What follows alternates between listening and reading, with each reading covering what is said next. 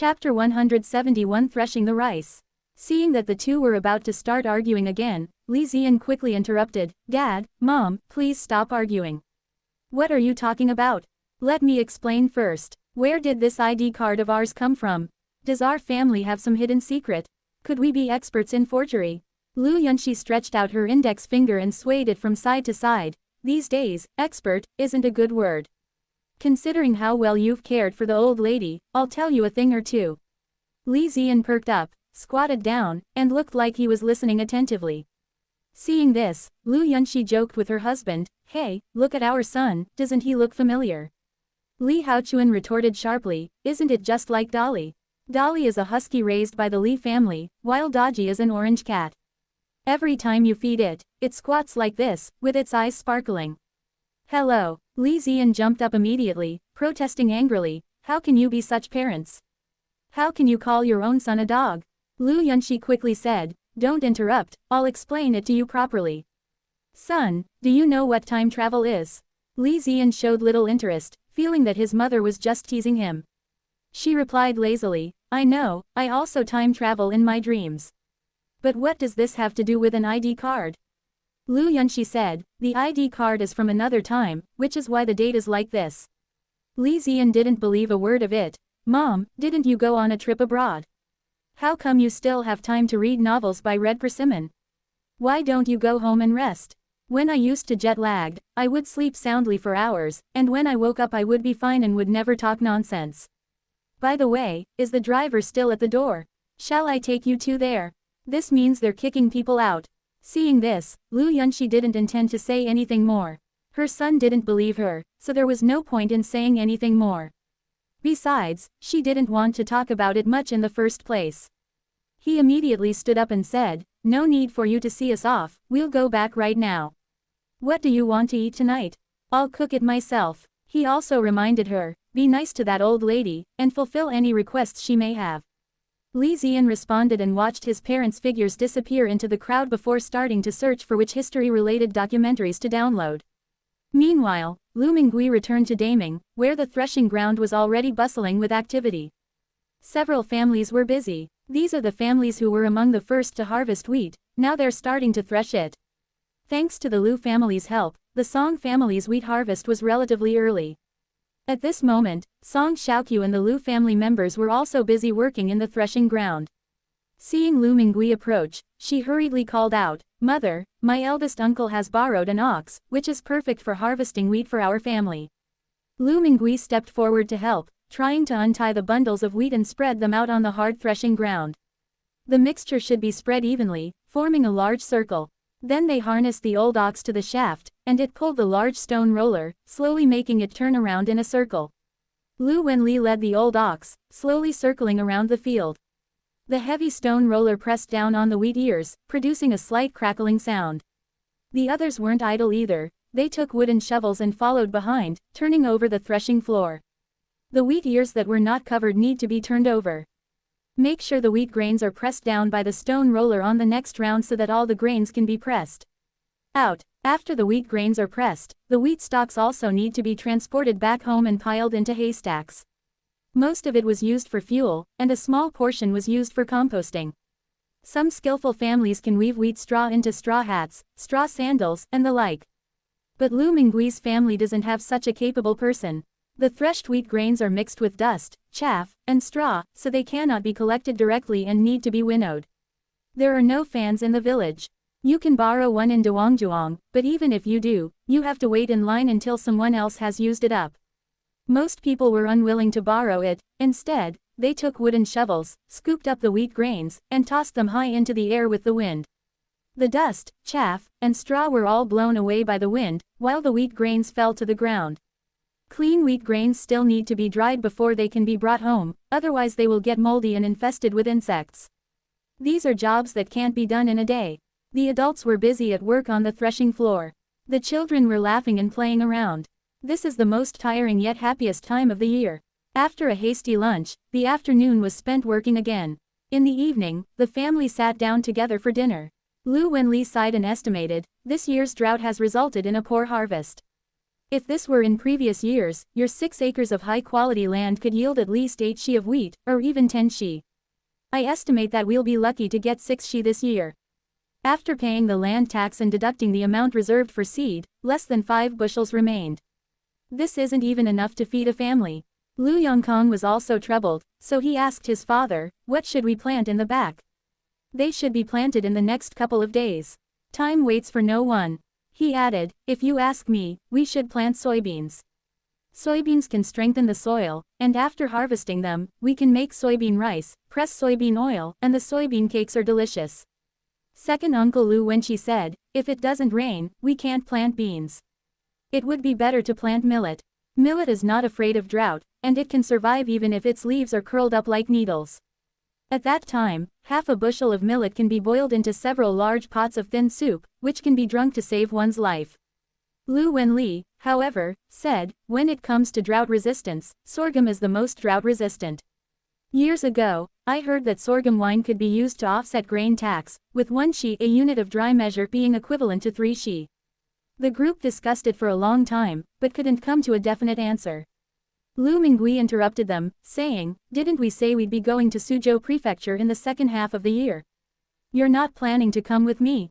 Lu Wenli was taken aback and explained, little sister, are you really going to Suzhou Prefecture, leaving your hometown behind? At that time, we thought you were angered by Song Daji. Later, when I saw you building the wall, I thought you had changed your mind.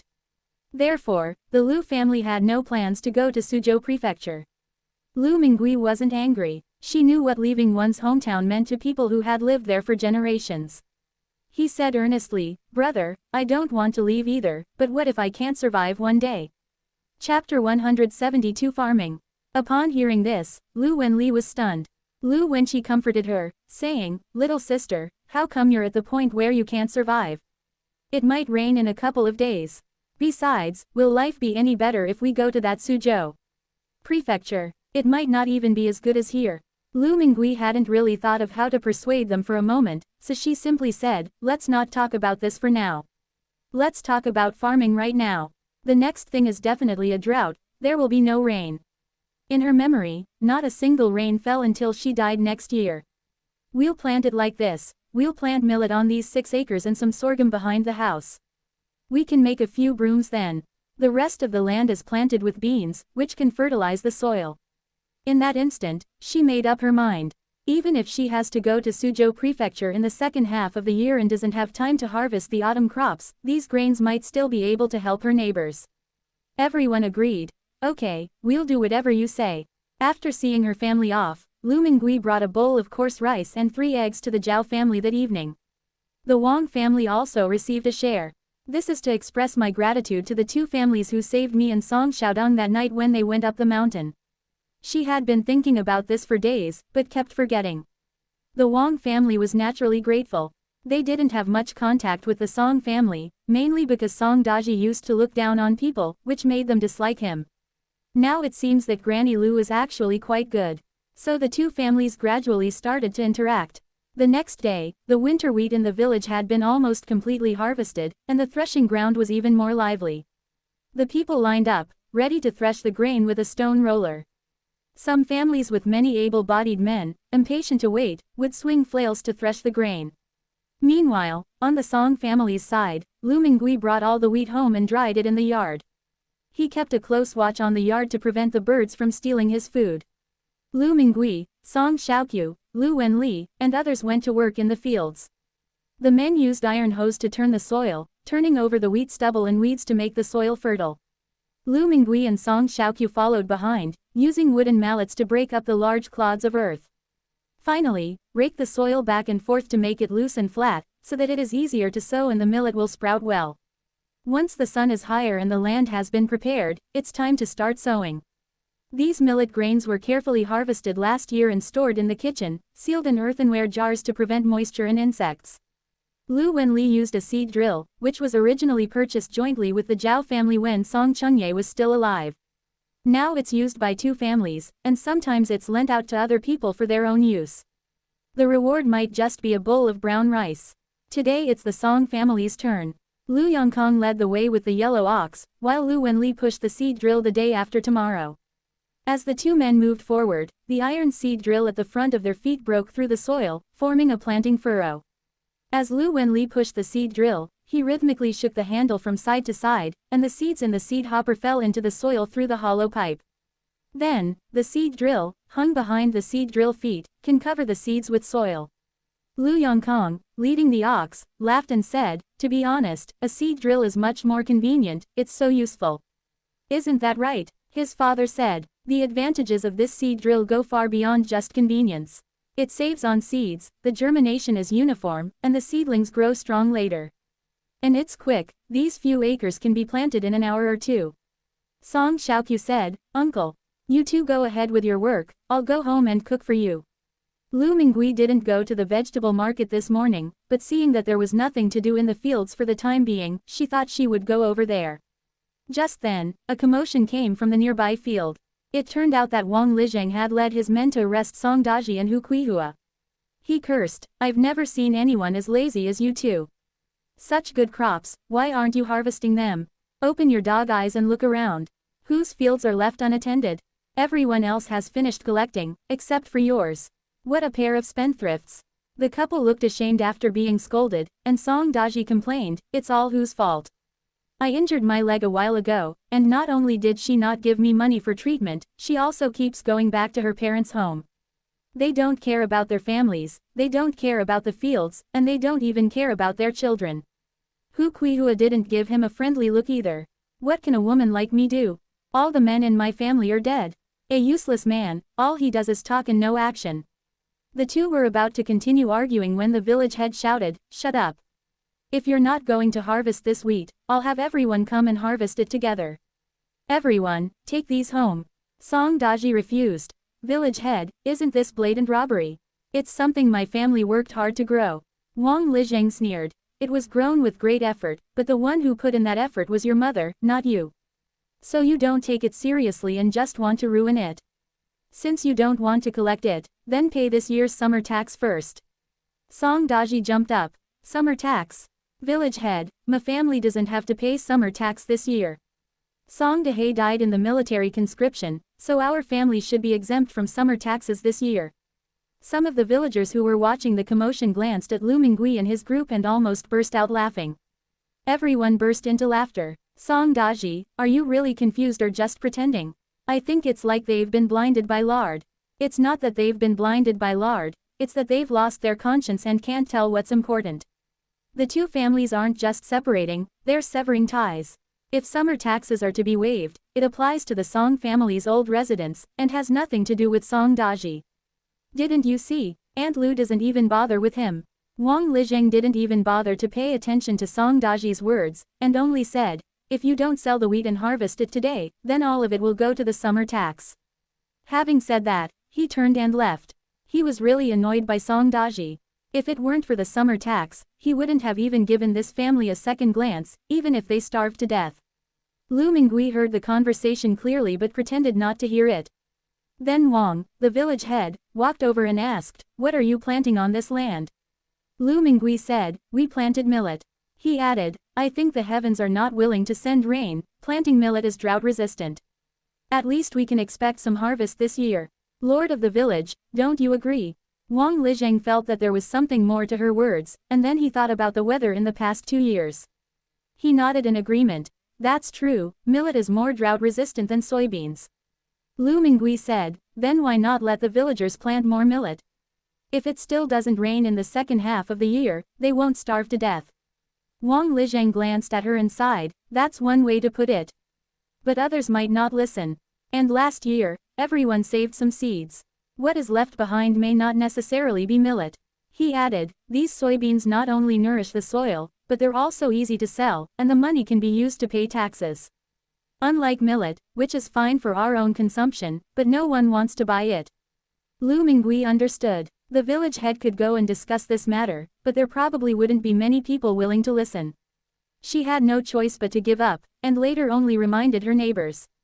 "Listen if you want, otherwise there's nothing you can do." Chapter 173 Ming Dynasty Hanfu. The fields are bustling with activity as usual. Lu Mingui went home and then went to the vegetable market. It was already late afternoon, and there were far fewer people in the market. In addition to Sister Yang, there is now a tall girl at Li Ji Grain and Oil Store. From afar, we could hear Sister Yang say, "Didn't you say you were going out to play with your classmates? How did you end up here?" Zhang Yao tugged at her clothes boredly. "I made plans with my classmates to go to the pedestrian street tonight. I came out too early, and she hasn't arrived yet, so I just stopped by to wait for her for a while." Sister Yang rolled her eyes at her daughter. "Is this your excuse for dressing like this? What do you mean by dressed like that? This is Hanfu, it's so beautiful." Zhang Yao said coquettishly, "Many people dress like this on the pedestrian street at night. Now that my college entrance exam is over, can't I relax a bit?" Sister Yang couldn't hide her smile. "Fine, I can't argue with you. You can wear whatever you want, and eat whatever you want." Since finishing her exams on June 9th until yesterday when the results came out, my daughter hasn't gone out much. The atmosphere at home is so oppressive. No one dared to breathe too loudly. That's why she took the day off yesterday, and the whole family checked the results together. Fortunately, the results were roughly as expected, and everyone breathed a sigh of relief. Looking at her daughter's smiling face now, how could Sister Yang possibly be dissatisfied? As Lu Mingui entered the store, she saw a young woman. The woman was tall and slender, with a scholarly air about her. She wore a moon-white long coat with a stand-up collar and wide pippa sleeves, a dark green horse-face skirt with sparse orchid patterns embroidered in silver thread on the hem, and beige embroidered shoes. Only her hair wasn't tied up, it just hung down behind her. Lu Mingui was immediately stunned. Wasn't this outfit just like the clothing of the Ming Dynasty? Could it be that this girl, like herself, used some kind of method to get here? Just as she was stunned, Sister Yang called out, "Auntie, come in quickly. Why are you standing at the door?" "Oh right, this is my daughter, Yao Yao. Yao Yao, quickly call for help." Zhang Yao quickly greeted her, "Hello, Grandma." Lu Mingui suddenly realized that this girl was Sister Yang's daughter, not a person from the Ming Dynasty. He was just wearing clothes from the Ming Dynasty. She quickly smiled and agreed, but couldn't help looking at Zhang Yao repeatedly. This was the first time she had ever seen someone wearing such clothes in the market. She looked completely out of place with her surroundings, yet Zhang Yao's calm and composed demeanor made her seem perfectly at ease. There was even a strange feeling. After a long pause, she finally asked, "Child, are you wearing clothes from the Ming Dynasty?" Zhang Yao was taken aback. She hadn't expected that this seemingly ordinary old lady would know about Hanfu and even accurately name the dynasty. She nodded excitedly, "Yes, this is Ming Dynasty Hanfu. Grandma, you know about this. How is it? Isn't it beautiful?" He even spun around to show it off. Lu Mingui nodded. "Beautiful. It's like a painting. I must say, the clothes from the Ming Dynasty look really good on these girls. Take Zhang Yao's clothes for example, they're just as good as the girl who bought the bronze mirror in town last time. She was even less arrogant and more radiant than that girl. Stand tall and proud, with a confident and poised demeanor." This praise made Zhang Yao even happier. She said to Sister Yang, "Mom, you see, Grandma knows more than you do."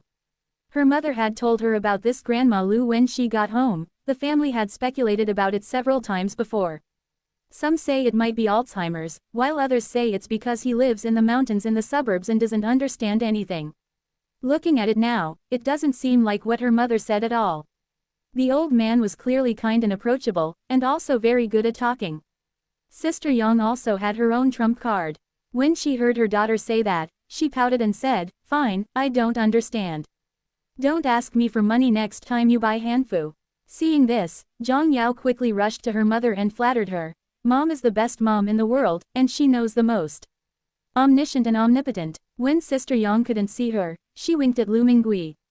Lu Mingui couldn't help but smile. The mother and daughter had such a good relationship. However, her daughter is also very good. Xiao Chu is so sensible. After Zhang Yao finished acting cute, Lu Mingui spoke up to remind her, "I think your outfit looks good, but why don't you tie your hair up?" Zhang Yao was worried about this matter. "I searched for tutorials online and watched them for a long time. My eyes said I could do it, but my hands said I couldn't. That's why I came to find my mom." Sister Yang said helplessly, "Does your mother look like a skillful person? I just tie my hair in a ponytail, and you say ponytails don't look good. If you ask me, let them just stay scattered like this." Zhang Yao pouted. "But having my hair down doesn't match this Hanfu at all. I'll ask my classmate later, maybe she knows." After thinking for a moment, she suddenly asked Lu Mingui, "Grandma, can't you recognize that this dress is from the Ming Dynasty? Do you know how to style hair into a bun? I don't need anything difficult, just comb my hair and make sure it's not loose." Lu Mingui is really good at this. There were many kinds of hairstyles in the Ming Dynasty. Married women usually wore hairstyles like the peony bun or the fallen horse bun. These are all quite complicated, especially the top knot, which requires a false hair crown as a base. Lu Mingui was not good at these things. Since getting married, her daily routine has consisted of simply putting her hair up in a bun and securing it with a wooden hairpin.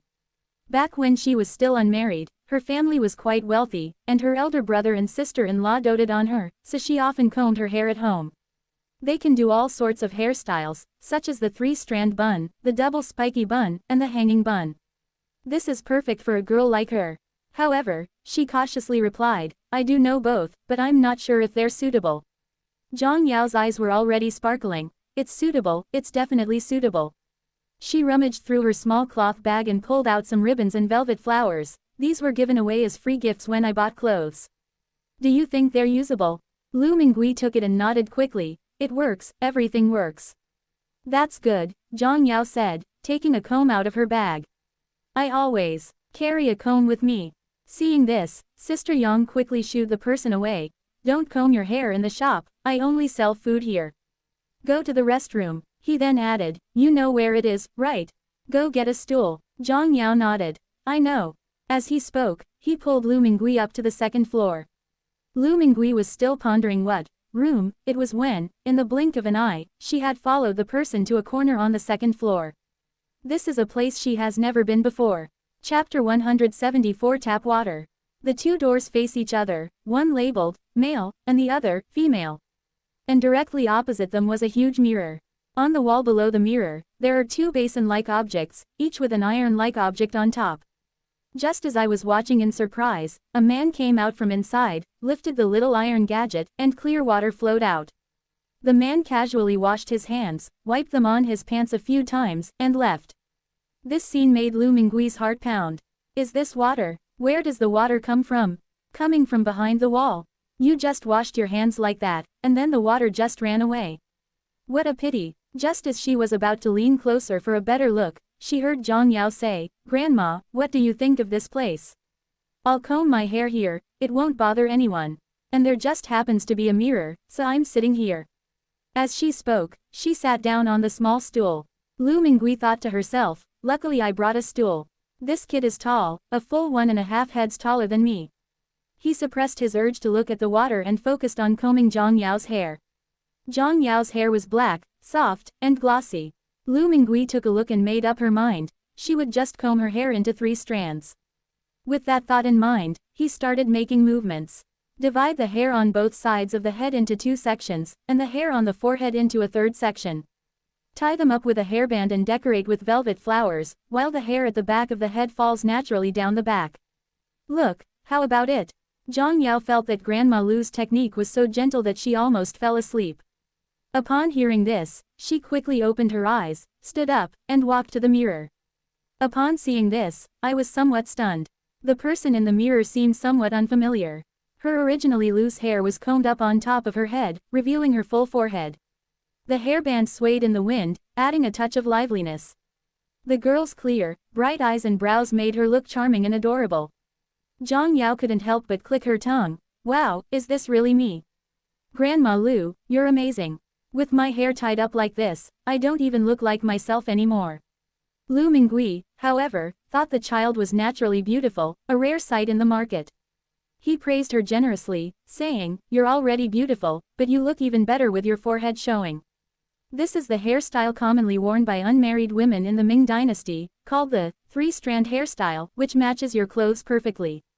Upon hearing this, Zhang Yao murmured to herself, so this is how unmarried women style their hair. Thank you, Grandma Lu. It's so beautiful. I wish I lived in the Ming Dynasty. Lu Mingui was pleased that someone liked things from the Ming Dynasty, but she felt that this place was better for now. Zhang Yao couldn't wait any longer. I'm going downstairs to show my mom what a perfect match really is. Grandma Lu, let's go back. Lu Mingui shook her head. Miss, you should go down first. I'll stay here for a while. Grandma Lu, do you need to use the restroom? Zhang Yao pointed to the inside of the bathroom. Go ahead. I'll wait here. No need, no need, Lu Mingui refused. Go to your mother's and have her take a look. Zhang Yao nodded, grabbed her small stool, and happily ran downstairs. Lu Mingui then carefully examined the water outlet and, imitating the man from before, lifted the iron plate upwards, and cool water immediately flowed out. She couldn't resist scooping up a handful of water. The water was so clear that she could see the lines on her palm through it. It's even clearer than the water in the water tank at home. Looking at the flowing water again, which was gushing out without stopping, he felt a pang of heartache and quickly pressed the iron sheet down. The water flow stopped immediately. Seeing all this, her first thought was, is this water drinkable? If you can wash your hands, then you should be able to drink, right? Why don't you try it? Just as this thought crossed my mind, a curly-haired woman walked out from the right.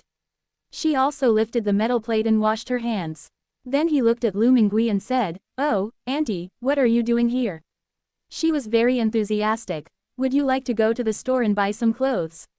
Hearing the question, Lu Mingui came to her senses and saw that the woman was the shopkeeper of the store where she had bought clothes twice before. Oh, no, she was the owner. She quickly said, "Oh, it's you. What a coincidence. I'll skip buying clothes today, I have other things to do." The curly-haired woman persisted. "Oh, what's wrong? The store is having a summer clothes sale, come with me to take a look." "You bought this a while ago, didn't you?" Ignoring Lu Mingui's resistance, she affectionately took Lu Mingui's arm. Unable to resist her persistent pestering, Lu Mingui finally said, "I'm thirsty, I want to drink some water." As he spoke, he looked at the sink behind the woman. The curly-haired woman covered her mouth and laughed. "Auntie, don't make excuses. You can't drink tap water." Upon hearing the words, tap water, Lu Mingui immediately understood. Water that comes out automatically is indeed tap water. That's quite a vivid description. She asked, "Why can't I drink it?" The curly-haired woman looked at her with surprise. "Auntie, do you drink tap water at home?" Lu Mingui thought to herself, "Where does my family get tap water?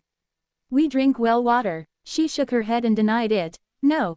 No." The curly-haired woman nodded readily. "Then that settles it. Tap water is not drinkable," she said, then frowned and reflected. "Actually, we used to drink tap water too. However, it must be boiled before drinking. I don't know what's going on now, everyone's buying bottled water to drink. We've also installed water purifiers in our homes." Lu Mingui was even more puzzled. Since there is water to drink, why spend money to buy purified water? "That's because purified water is cleaner," the curly-haired woman said. "There's also mineral water, distilled water, and many other kinds." "Oh, I remember now. It's said that tap water may be contaminated secondary when it passes through old pipes or water tanks. So now nobody drinks it anymore. Besides, tap water costs money too. Do you think this water came from the sky?" Lu Mingui said awkwardly. "No, I'm just ignorant, not stupid." The curly-haired woman laughed. "I knew it, you were joking with me. However, the water and electricity in this market are not considered commercial, so they are not expensive. It seems that a ton of water costs the same as domestic water, which is about 3 or 4 yuan. "A ton," Lu Mingui repeated. "How much is a ton? Or a meal? If that's the amount of water used for a meal, then it's not cheap." But the woman in front of me said it wasn't expensive, which might not be what I was thinking. At this moment, she was more interested in watching the video that Li Ziyan had mentioned that day. Perhaps through these videos, we can learn about what has happened over the past few hundred years. Before the curly-haired woman could say anything more, Lu Mingui bid her farewell, saying, "Then I'll be going now." "Hey ma'am, aren't you going to go to the store to take a look? I'll give you a discount." Lu Mingui waved her hand and refused repeatedly. "Come again next time." Chapter 175 Buying Water. When Lu Mingui returned to the grain and oil shop, she saw a girl of similar height to Zhang Yao. The girl was also wearing a Ming-style hanfu, but the color was slightly different. Her hair was simply styled in a bun and secured with a hairpin. Standing next to Zhang Yao, they were both extremely eye-catching. Zhang Yao pulled Lu Mingui along and introduced her enthusiastically. "Qianchen, this is Grandma Lu who just did my hair." She asked with a hint of pride, "How is it? Pretty, right?" The girl called Cici nodded repeatedly, then said with some regret, "It's a pity my hair is already combed. Or please ask Grandma Lu to comb my hair too." Grandma Lu, you have such skillful hands. The two young women showered Lu Mingui with compliments, making her beam with joy. Sister Yang started to shoo them away. All right, aren't you two going to the pedestrian street? What time is it? Why aren't you going? Do you have to wait until tonight? The two girls then said goodbye to the two men. Sister Yang added, don't stay out too late. Eat less of what you find at the food stalls, you hear me? Lu Mingui watched all this with a smile. No matter how time changes, a mother will always worry about her child. The chattering sounds faded into the distance. She then asked, Sister Yang, did Zion leave his phone at the store? Yes. Sister Yang pulled her phone out from under the counter. The boss said to leave it here to download videos. Let me see, I've downloaded 2 TV series. Why don't you take it back and keep an eye on it first? As she spoke, she unplugged the charger from her phone. The battery is still fully charged. Remember to charge it when it gets low.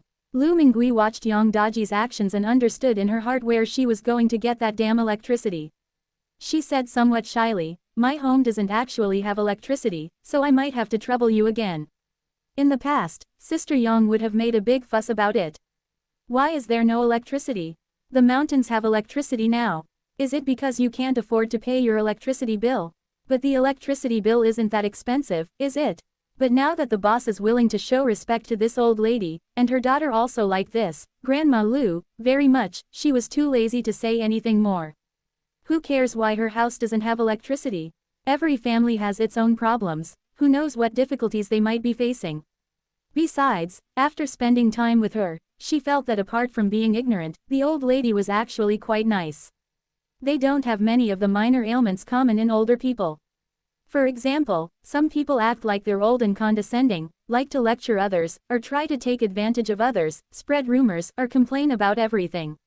Nobody else has that. On the contrary, they would immediately give back any benefits they gained.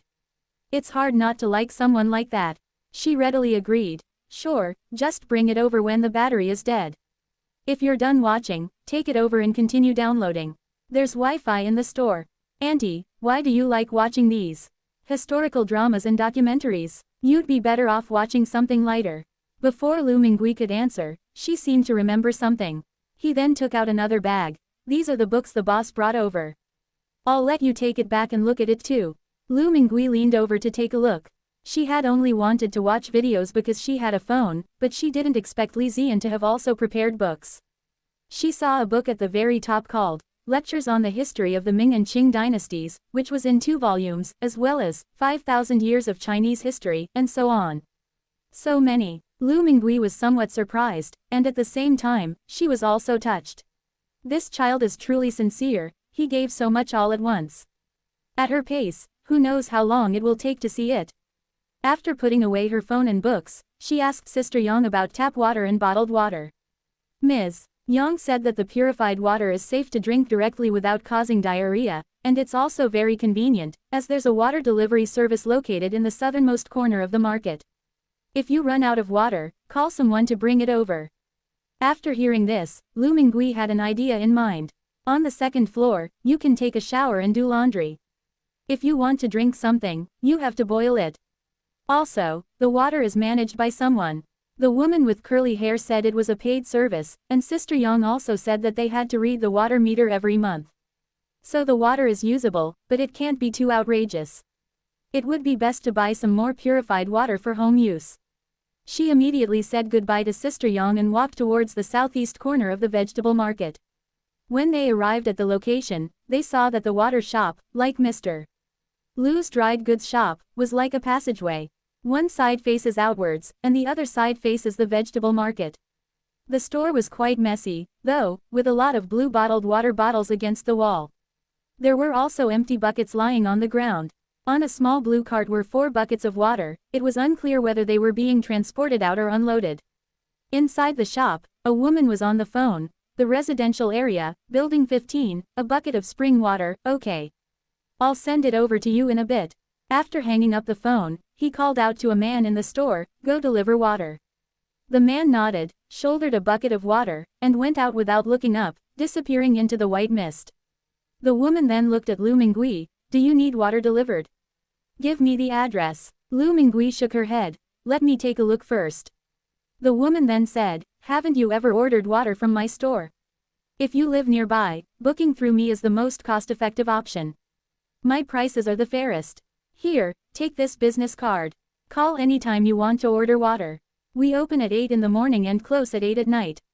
The woman had a loud voice and spoke crisply and clearly. Lu Mingui took the white paper, on which was printed a name, Lu Aixia, followed by a string of numbers. I suppose this is what a telephone is. She knew that a telephone was the same as a mobile phone. But she can't use her phone right now. Li Zian said she needs to bring her ID card to get a SIM card before she can make calls. However, I still put the piece of paper away. Then he asked, how much does this water cost?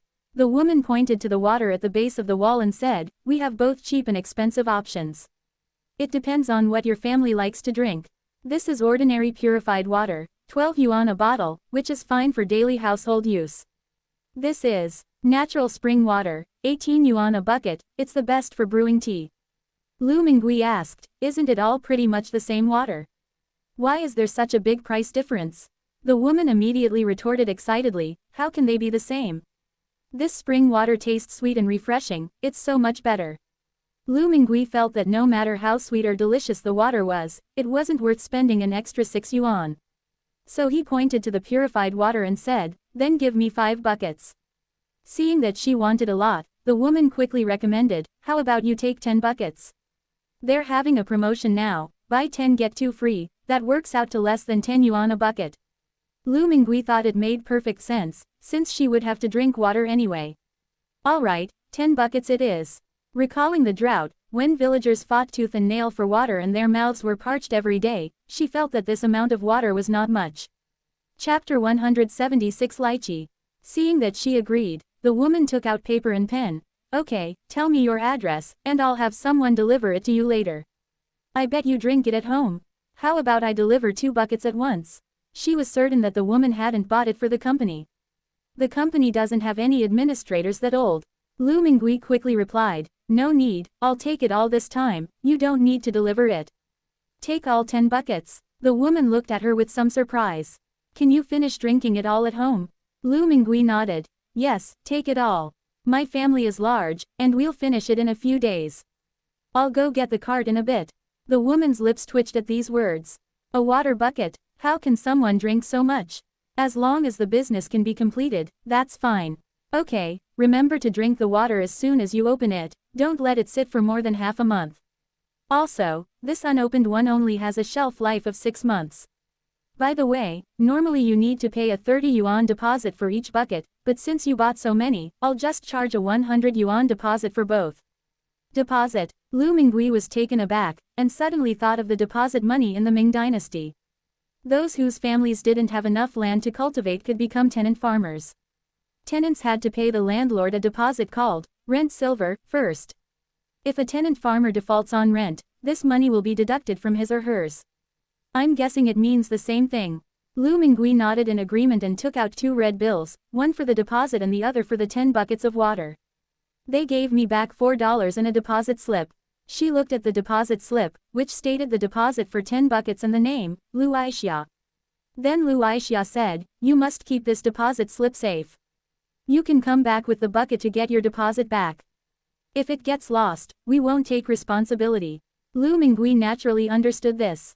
She carefully put away the deposit slip before making 2 trips to put the bottled water into the White House. After doing all this, she felt much lighter. Today, I not only discovered water that can be used to wash my hands, but I also bought purified water that I can drink. If the drought isn't too severe, I might not have to leave my hometown. Thinking this way, I felt a bit more energy in my legs. On my way to the fire escape, I saw Xiao Jing from the fruit shop. Xiao Jing was carrying a basket of fruit when she saw Lu Mingui and called out to her, Auntie, it's been a long time. Would you like to buy some lychees? Lu Mingui had only intended to say hello, but upon hearing this, she stopped in her tracks. Lychee. The lychee that Yang Gaifei ate. Xiao Jing straightened up. Yes. Auntie, do you also know the line, a rider gallops through the dust, bringing smiles to the imperial concubine's face, but no one knows it's lychees arriving. He's quite cultured. Lu Mingui felt embarrassed. Why was he praising himself for being cultured? She said, isn't that what they sing in the play? Who doesn't know the story of Emperor Xuanzang of Tang and Yang Gaifei? She used to enjoy watching traditional operas, but there weren't many large-scale performances. Among them, The Offering of Lychees was a particularly good one, which depicted Yang Gaifei's favor with the emperor and Emperor Xuanzang's incompetence. Back then, when we listened to opera, we would try to guess what the lychee tasted like. Why do even the empresses in the palace love to eat this? That must be heavenly. Seeing that she had stopped, Xiao Jing became even more enthusiastic in her sales pitch. Auntie, we have some fresh lychees that arrived today. They are Fei Zi Xiao, Gui Wei, and Nuo Miz. The concubine's smile is based on that poem. Auntie, have a taste. Lu Mingui looked at the several red and green fruits in her hand, which were all about the same size, similar to wild apricots from the mountains. But he didn't dare reach out. Is this expensive? Not expensive. Xiao Jing generously stuffed it into her hand. Fei Zi Xiao is very cheap, only 5 yuan a pound. If it's Gaiwei, it'll be more expensive, it'll cost 12 yuan a pound. She pointed to another type of red lychee displayed in a basket in the shop. After saying that, he peeled a lychee and put it in his mouth. Lu Mingui thought to himself, 5 yuan a pound is indeed not expensive. After all, this is something that even Yang Gaifei loved to eat. He looked down at the lychee in his hand. It was red and green, and not smooth to the touch. She imitated Xiao Jing, peeling off the thin, cicada wing-like skin to reveal the glistening flesh inside. She put it in her mouth, and the thick yet tender flesh burst with sweet and slightly sour juice. Finally, he spat out the tiny seed, leaving only a faint fruity aroma in his mouth. Lu Mingui felt that the experience was unforgettable. No wonder even the imperial concubine, who has tasted all the delicacies in the world, craves this. It's really delicious. The opera says that several horses died from exhaustion, and the goods were transported from the south. I wonder where the lychees here come from. Xiao Jing corrected her. Auntie, there's a new explanation now.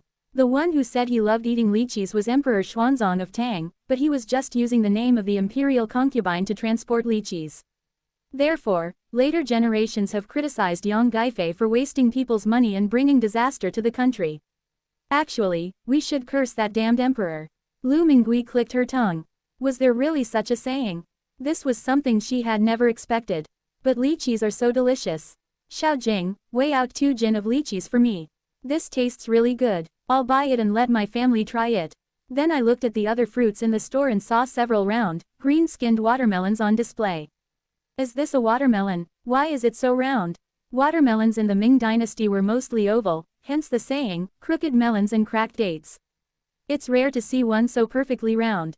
Xiao Jing had just finished weighing the lychees when she saw the woman looking at the watermelon, and quickly said, Auntie, how about a watermelon? 8,424, 2 yuan a pound, crisp, sweet and juicy. Lu Mingui was somewhat tempted. Years ago, her family had grown watermelons. In the summer, besides exchanging them for copper coins at the market, they could also eat some of the rest themselves. Later, the harvest got worse and worse. I've given up on growing fruits and vegetables. Even if I did, no one would be willing to spend money to buy them. Those wealthy families owned their own estates. After that, they only planted some grains, enough to fill their stomachs. She hadn't tasted watermelon for over 10 years. Then pick me a good one that's well cooked. Xiao Jing said, don't worry, it's guaranteed to be cooked and sweet. If you don't like it, you can bring it back and exchange it. Lu Mingui laughed as well. I need to cut it open to know if it's good or bad. And if I cut it open, can I bring it back to exchange it? Of course, it has to be guaranteed to be ripe. Xiao Jing readily agreed and then said, how about I cut you a triangle, and you'll see what's inside. Lu Mingui shook her head. No need. You're so straightforward in business, I'm not petty. If you trust me, I trust you too. Xiao Jing happily weighed a watermelon for him. It's a little over 8 pounds, 16 yuan will do. Including 2 jin of lychees, the total came to 26 yuan. Xiao Jing added, this melon is very crisp, so be careful not to crack it, or it might burst open. Lu Mingui agreed and carefully carried the watermelon back home. Chapter 177 Shameless. When Lu Mingui returned home with the watermelon, it was midday, and the sun was blazing. Song Xiaoqiu was already kneading dough to prepare a meal. Seeing her mother come out of the room, she said, Mom, shall we make some noodles with minced meat sauce for lunch? Cook the noodles, put them in a wooden bucket, add cold water, carry them to the field, and then mix them with meat sauce before eating. It's easy to make and tastes good. Okay, you need the dough, I'll go stir-fry some minced pork. He went to get the pork and went to the kitchen. We buy a lot of pork, and each time we ask Chen Shin to cut it into large chunks for us. This way it's convenient to bring it back. If you need to stew meat, cut it into large pieces. If you're making dumplings, chop it into filling. Today I'm making noodles with minced meat sauce, so just cut it into small cubes. Lu Mingui worked quickly and efficiently. After the minced meat was stir-fried and sprinkled with chopped green onions, Song Xiaoqiu had already rolled out and cut the dough. Add more water to the pot and bring it to a boil. Put the noodles in and cook until they are 80% done, then take them out to prevent them from clumping together and becoming unpalatable when they are taken to the field. Lu Mingui thought for a moment, then worried that eating only noodles wouldn't be enough to fill her up, so she added a few poached eggs to the noodle soup. Today, Lu Wenli and his son, along with Lu Wenqi and his son, came to work. 4 people, 2 fried eggs each. The family members naturally wanted to eat too, so they took a few more in. Once everything is ready, put the minced meat sauce in a large bowl, and scoop the noodles and poached eggs directly into a wooden bucket filled with water. This time, the water I used was purified water that I just bought today. Song Xiaoqiu was still wondering, Mother, this water is also. Before she could finish her question, Lu Mingui nodded, yes, you can tell they're different. Even if you let the water in the tank sit for half a day, it won't be this clear. Song Xiaoqiu said, when I went to the well this morning, the villagers were saying that the water was getting less and less and was getting muddier. The water in our tank is also very murky. After sitting for half a day, we can only use it by gently scooping it from the top. She then comforted her mother, saying, Mother, don't worry. I only noticed it when I saw the clear water. Once you scoop the noodles in, you can't see anything at all. Lu Mingui nodded. In any case, we still need to be careful. The mother and daughter then picked up their lunch and headed to the fields. The fields were almost planted, and after watering them again in the afternoon, the busy farming season was considered over. Big brother, second brother, let's have lunch first. It's time to take a break. Lu Wenli said, wait a moment, I'll come over after I've planted these seeds. Lu Mingui said to him, if you don't rest, other people's old oxen will have to rest too. If they get too tired, they won't rent to you next year. He chuckled sheepishly at his younger sister's words, okay, I'm coming. Lu Wenqi asked, what did you eat today? I think I can smell something delicious. As soon as the lid of the wooden bucket was lifted, a beaming smile appeared on his face. This is delicious, the noodles. Song Xiaoqiu quickly brought out the minced meat sauce. Second uncle, it's not just plain noodles, there's this too. The minced meat sauce smells delicious. I'll mix it with noodles.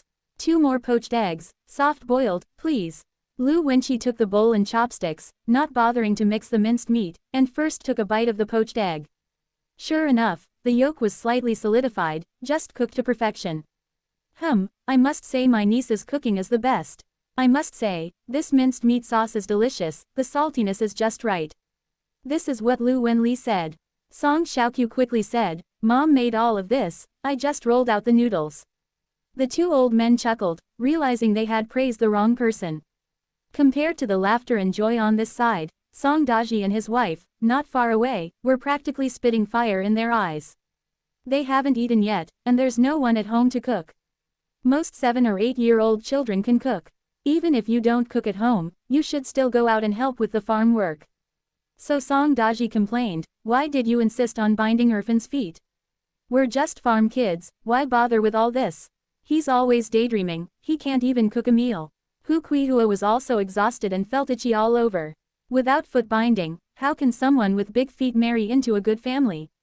Besides, we're just trying to stop her feet from growing so big, not breaking them. Don't listen to her yelling like she's done something wrong. You, as a father, not only do you not care about your daughter, but you've also raised your 2 sons to be such despicable people. It turns out that the Song brothers, Jinbao and Jinbao, were always hungry at home, so they learned to steal chickens and dogs. The villagers have come to us about this quite a few times. Hu Kuihua felt extremely ashamed and blamed all her anger on Song Daji. Just as they were about to start arguing, they heard Song Jinbao's voice, Father, Mother. Song Daji was overjoyed, his son knew to bring him food.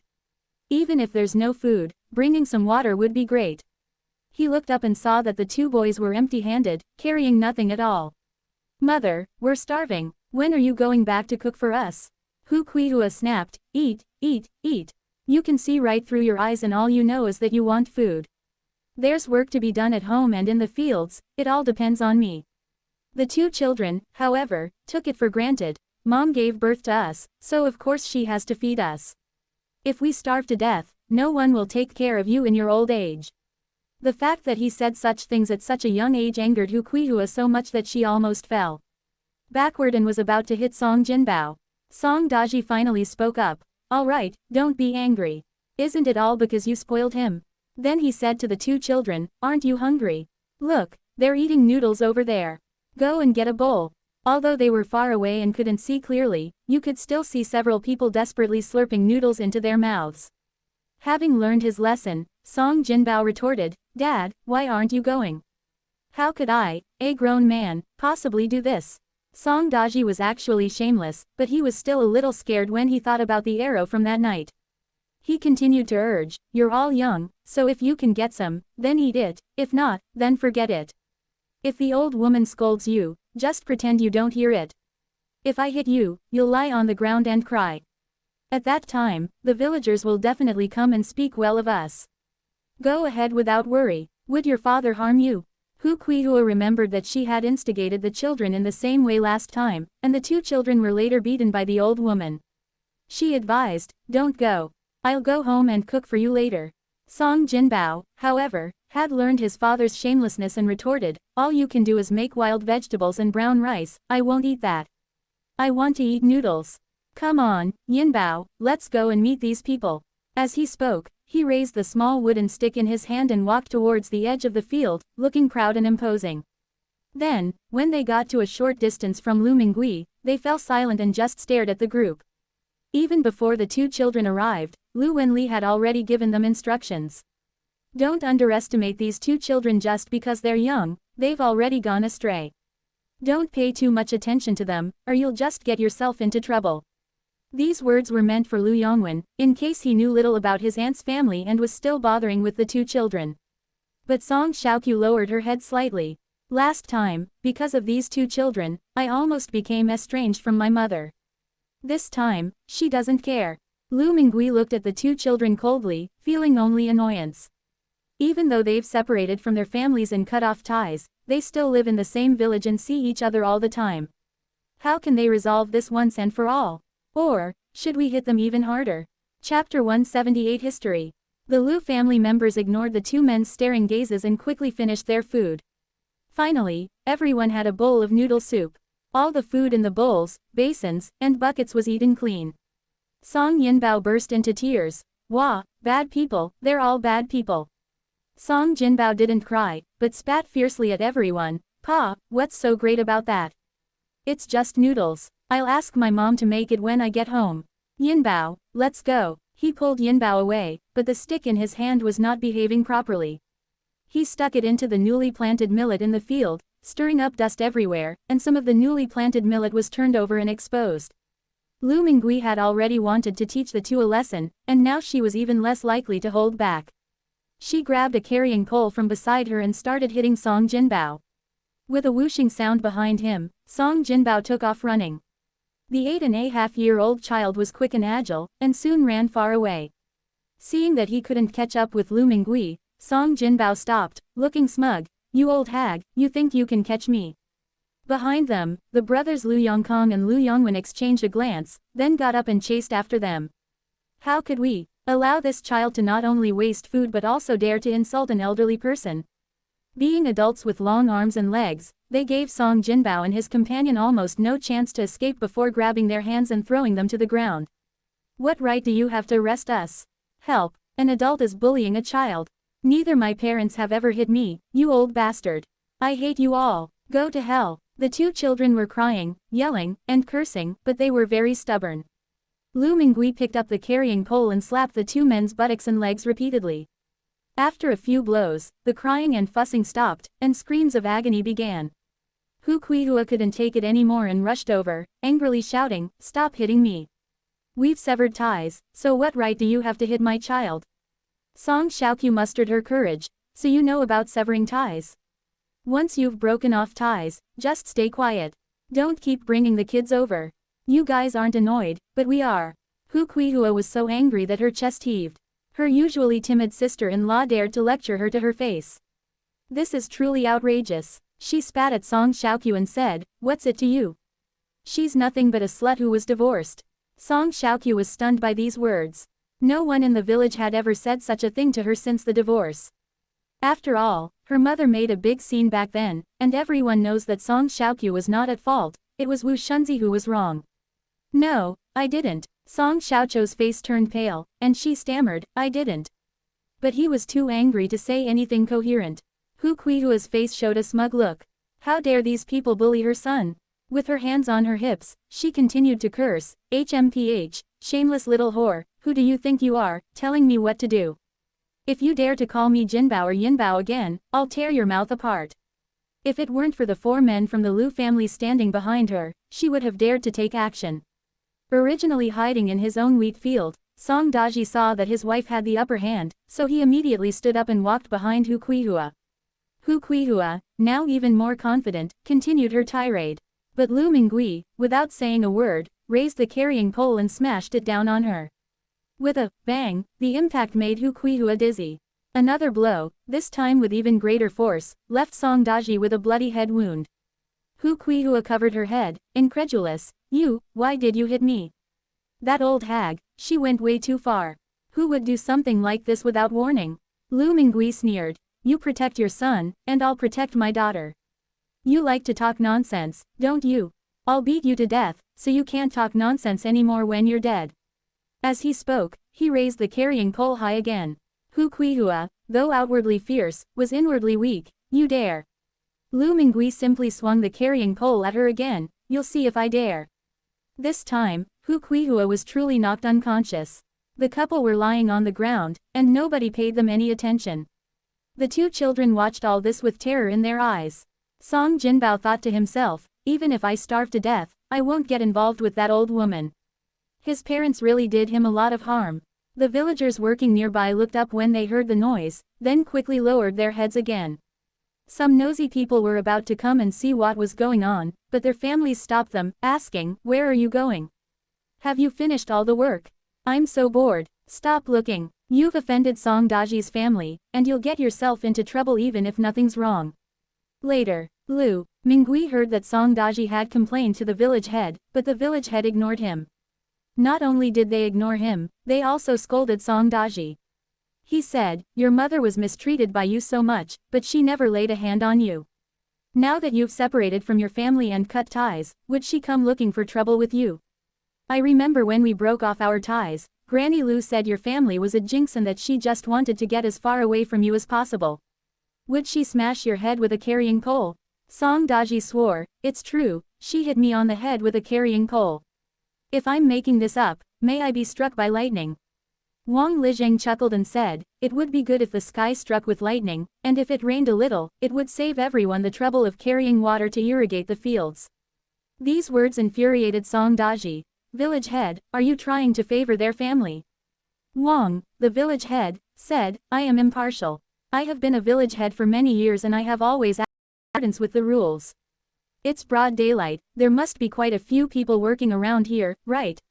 Since you say she hit you, find someone to testify. We can't just rely on your side of the story." Song Daji immediately went back to find the people in the neighboring fields. Not a single person was willing to step forward and testify. Some people claimed they didn't see anything, while others said they were too busy with farming. In the end, the matter was left unresolved. Meanwhile, Song Daji's family's reputation in the village worsened, and they became a disliked group by everyone in the village. In the days that followed, Lu Mingui started reading those books and watching those videos. Upon seeing this, my heart sank.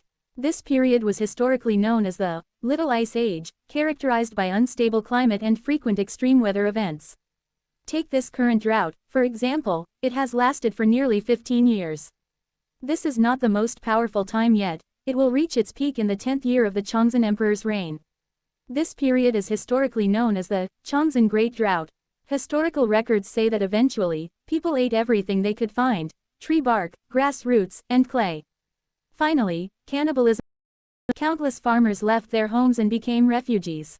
This includes not only natural disasters, but also war. The peasant uprising army, and the Jurchens of the later Jin dynasty. The Jurchens, in particular, not only seized the Ming dynasty's territory, but also killed countless civilians. The Liaodong massacre, the Jinan massacre, the Yongzhou massacre. There was also the Jiading massacre, in Suzhou prefecture, which Lu Mingui longed to go to. This wasn't just killing 1,000 or 10,000 people, but millions or tens of millions. This is an attempt to exterminate the Han people. Chapter 179 Brown Sugar. Lu Mingui felt a chill run through her body as she watched, and tears began to fall without her noticing. If death is the only outcome in the end, what difference does it make whether you die sooner or later? But the thought that at least we can eat our fill now makes me realize that there might be a way. At least the catastrophe in Suzhou prefecture was still more than 10 years away. First, go to Suzhou prefecture to avoid the drought, and then return to your hometown after the drought ends. I am 43 years old now, and I will come back when I am 60. After some deliberation, Lu Mingui felt a surge of hope, but also a sense of discouragement. Who knew if she could live to be 60? After struggling with this decision for several days, my resolve has gradually strengthened. Live one day at a time. I am getting old, but my children are still young. Perhaps if it is passed down from generation to generation, there will eventually be people like Li Zian and Zhang Yao who can learn culture, acquire knowledge, and live a good life with enough to eat and wear. Song Xiaoqiu was the most perceptive and noticed that her mother had been acting strangely lately. At first, she thought it was because of the conflict with Song Daji's family that day, but later she found out it wasn't. Her mother now treats Song Daji's family with indifference and disgust. Lu Mingui said nothing. Such a heavy history shouldn't be burdened on her daughter. Sometimes knowing too much isn't a good thing. She continued with her life as usual. After the busy farming season and past the Dragon Boat Festival, villagers began digging for wild vegetables everywhere. Although there are not as many wild vegetables in summer as in spring, there are still quite a few seasonal wild vegetables. Purslane is in season now and grows even thicker than before. There are also wild amaranth, lamb's quarters, plantain, perilla, and broom grass gradually appearing. Even now, Song Xiaodong still takes the Zhao brothers up the mountain every day without fail. The Lu family, Xinghua's maternal family, and Lu Mingui's niece's family all continued to dig for wild vegetables. Lu Mingui continued to shuttle between the two sides. That day, she took her phone to Li Ji Grain and Oil and left it there to charge. Aunt Yang asked her curiously, "Auntie, why haven't you come in so long?" Lu Mingui declined, saying, "I'm busy at home." She then asked, "My daughter-in-law is about to give birth, and I'm thinking of buying some brown sugar. After she gives birth, I'll give her some nourishing food." After a moment's thought, Sister Yang said, "Brown sugar? You mean red sugar? The new mother is eating brown sugar." Lu Mingui nodded hurriedly, "You're right. Anyway, in the Ming dynasty, it was called brown sugar or purple sugar." Sister Yang then took out a packet of brown sugar. "This is the only kind. Brown sugar isn't a common condiment. So this is the only one we stocked in the store. This is a 2-pound pack, 10 yuan. Lu Mingui was pleased. It wasn't expensive at all. Brown sugar in town cost 20 or 30 coins per pound. All things considered, brown sugar from the market is naturally cheaper. However, Sister Yang suggested, "But if you're buying brown sugar for postpartum women, then don't buy this kind. Why not buy some motherwort brown sugar or donkey hide gelatin brown sugar? Both can replenish blood and expel lochia." This left Lu Mingui stunned. There are so many kinds of brown sugar. She knew about motherwort, that it could be found in the mountains, but she had never heard of motherwort brown sugar before. "Of course we have them," said Sister Yang, "but we don't have them in our shop. Go ask at a dried goods store, they'll definitely have it." Lu Mingui quickly got up. "Then I'll go take a look." The dried goods store did indeed have them. They had both types of brown sugar, as well as regular brown sugar. "Mr. Lu explained, this brown sugar with added donkey hide gelatin comes in blocks, 200 grams, and costs 15 yuan. Red dates and brown sugar are also priced the same. 350 grams of motherwort and brown sugar powder, 14 yuan. Sister, which one do you want? It's suitable for postpartum women and good for their health." Lu Mingui thought for a moment and said, "Then let's each have one bag." "Mr. Lu asked, do you want some red dates? We can make red date and millet porridge for the new mother." So she bought 3 packets of brown sugar, a pound of red dates, and some vegetables before returning to the grain and oil store. Li Ziyan came this time too, so Lu Mingui asked him to download some more videos for her. Li Ziyan asked in surprise, "You watched all those videos before?" Lu Mingui could only explain, "I was just looking at it randomly, I didn't finish it, I just felt like I wanted to look at something else." Actually, she was watching from inside the White House. Time moves incredibly slowly there, you can stay inside for a very long time without anyone outside noticing. Of course, she would stop to rest when she got tired of watching or her eyes became sore. Speaking of this, she noticed another difference about the White House. Besides the white fog dissipating and the area becoming larger, the wild vegetables inside will never spoil, and they'll even taste better. People feel very comfortable inside. Li Ziyan continued, "What other types of movies would you like to watch?" Lu Mingui thought for a moment and said, "I still want to see something related to history, and it would be even better if it were more detailed. Things related to common sense in daily life are also acceptable." "Okay then," Li Ziyan agreed, "then leave the phone at the store. Download while charging, come and pick it up when you have time." Lu Mingui nodded. "Okay, I'll come when I have time." Li Ziyan added, "The farm in Suyong is almost ready. If you have time, bring a pound of each kind of wild vegetable from your home." He'll be starting to research the recipes later. "We also need to customize the menu." "Okay, I'll go back and tidy it up, then I'll bring it over to you." Lu Mingui nodded in agreement. Upon returning to the Ming Dynasty, she began another busy day. That evening, the family finished dinner. Lu Mingui then told Song Xiaoqiu, "Dr. Li from town promised to come and examine Juya's pulse. It's been several days, why hasn't it come yet? I'll go find him again tomorrow and ask him." Song Xiaoqiu then asked, "What about Granny Ma? Has everything been settled?" "Yes, I've already told her," Lu Mingui said. "She said there aren't many full-term pregnant women around these days. You can come to our house to deliver your baby anytime. I reckon your sister-in-law is due to give birth in about 2 weeks. She has had 4 children, so we can roughly estimate the time frame." Actually, I was also quite nervous. Song Yinbao, the youngest child in the Song family, is now almost 5 years old. It has been almost 5 years since a new child was born in the Song family. As time went by, she worried that she might have done something wrong or forgotten something. Now, Song Xiaoqiu has never had children, and Song Xiaodong knows nothing about it, so they can only rely on her. Song Xiaoqiu noticed that her mother was a little flustered, so she comforted her, "Mother, don't worry. I'm here at home. If you don't know, you can ask Aunt Zhao next door." Lu Mingui nodded. "Yes, don't panic. If she panics, the family will be without a pillar of support." When she relaxed, she thought of the watermelon in the White House. "Oh right, Mom brought back a watermelon, but I forgot to eat it. Wait here, I'll go get it. You go wash the knife and use it to cut the melon."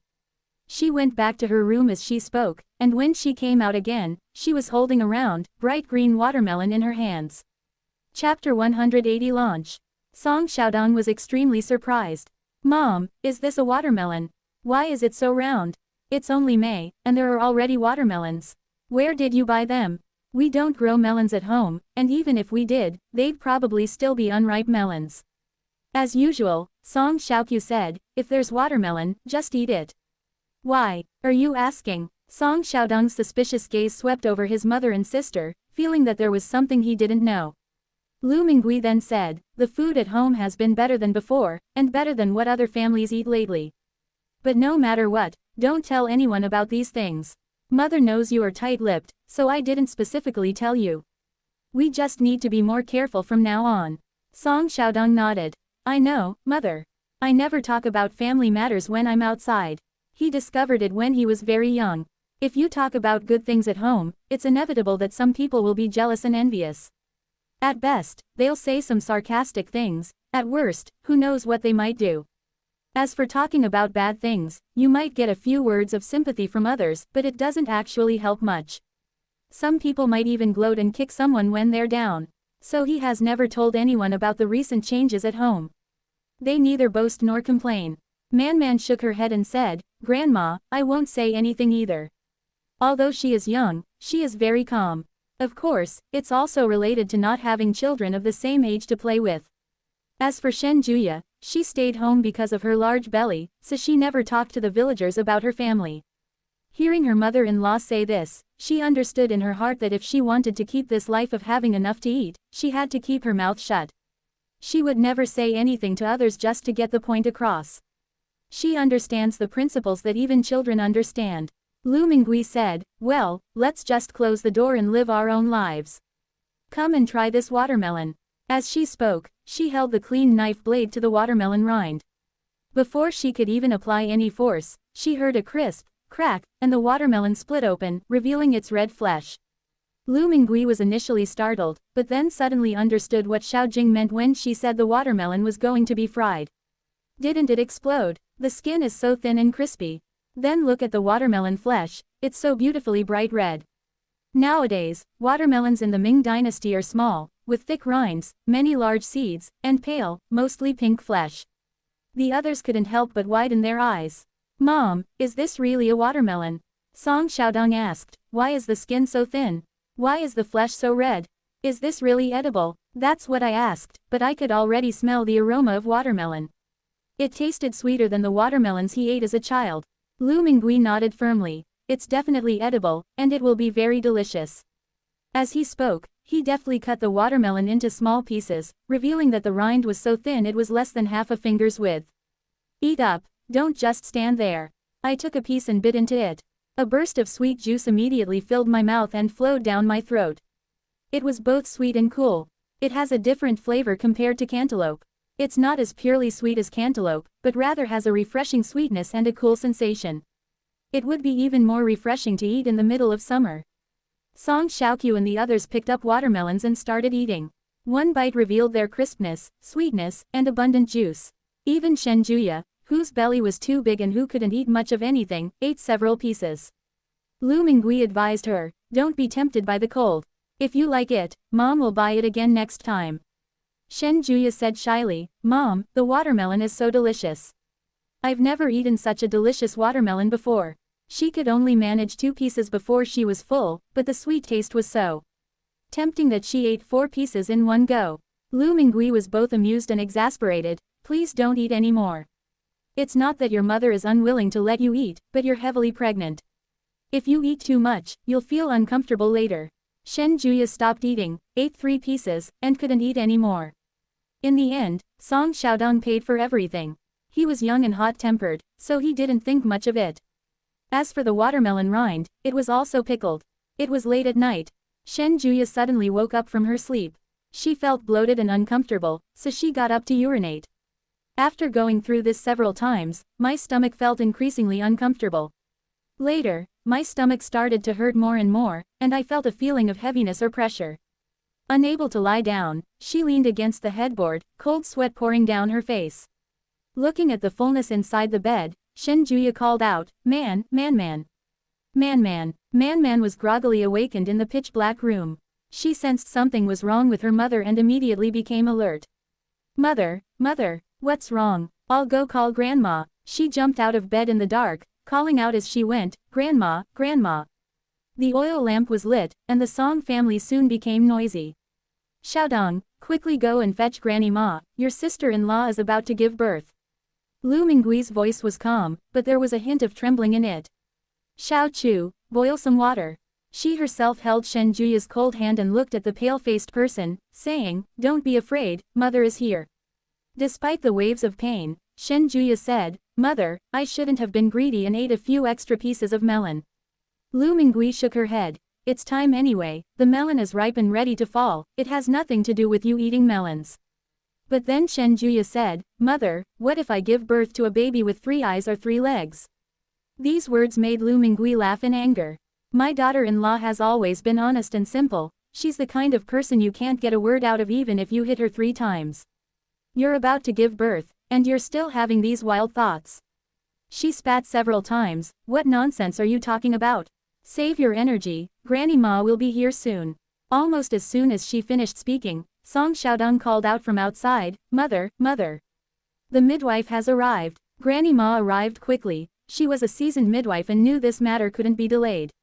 She has a long face and looks somewhat serious, but it is precisely this seriousness that makes people feel much more at ease.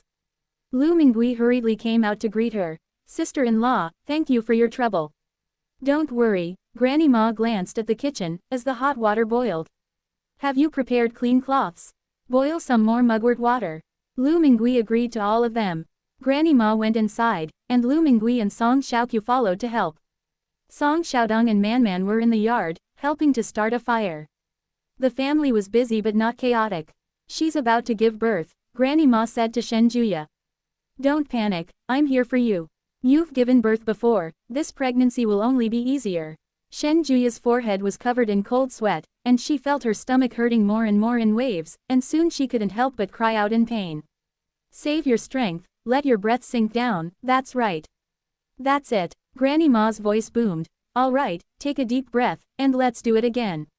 Lu Mingui watched from the sidelines, but there was nothing she could do to help. Thinking about her past life, she still felt uneasy. She quietly went out the door and said to Song Xiaodong, go to town quickly and invite Dr. Li over. Song Xiaodong sighed and hurried away. It was the middle of the night, and there were no oxcots available, so he had to quicken his pace. As Lu Mingui watched her son's retreating figure, she silently prayed, may the Bodhisattva protect you. Chapter 181. There's still one in her belly. The sounds continued to echo from inside the room. Granny Ma's voice was impassioned and full of energy. Good, good, give it your all. I can see the head, it's about to be born. Shen Juya's body and head were already covered in sweat. Lu Mingui wiped her sweat, comforting and encouraging her. It'll be here soon, it'll be here soon. As Shen Juya inhaled and exerted force again, a child fell into Granny Ma's hands. Then she took a pair of scissors that had been boiled in hot water, deftly cut off the navel, and slapped the baby's bottom with a loud crack, and a loud baby cry rang out.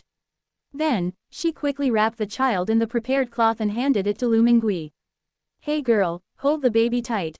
It's a big, chubby boy.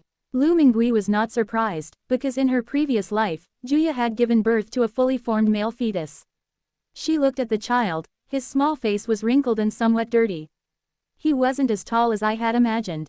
When I looked at Shen Juya's belly recently, I thought it was frighteningly big, but now that I see the baby, it doesn't seem so bad. Just as I was about to breathe a sigh of relief, I heard Granny Ma say, oh dear, something's not right, there's another one in her belly. Shen Juya, who was already exhausted, was even more stunned. There's one more. She felt everything go black before her eyes, and she had no strength left. Granny Ma also became anxious. She reached out and gently pressed on Shen Juya's belly, and quickly confirmed that there was another child, but the baby was breech. She asked, didn't you see a doctor? After asking the question, I realized that my question was meaningless. Because farming families are poor, when they first suspect they are pregnant, they will consult a doctor to confirm whether they are pregnant. However, at this stage, it is difficult to diagnose whether a woman is pregnant with twins by examining her pulse. Later, as the pregnancy progresses, an experienced gynecologist can usually diagnose the problem. However, at this time, unless the woman is sick, she generally will not seek medical treatment.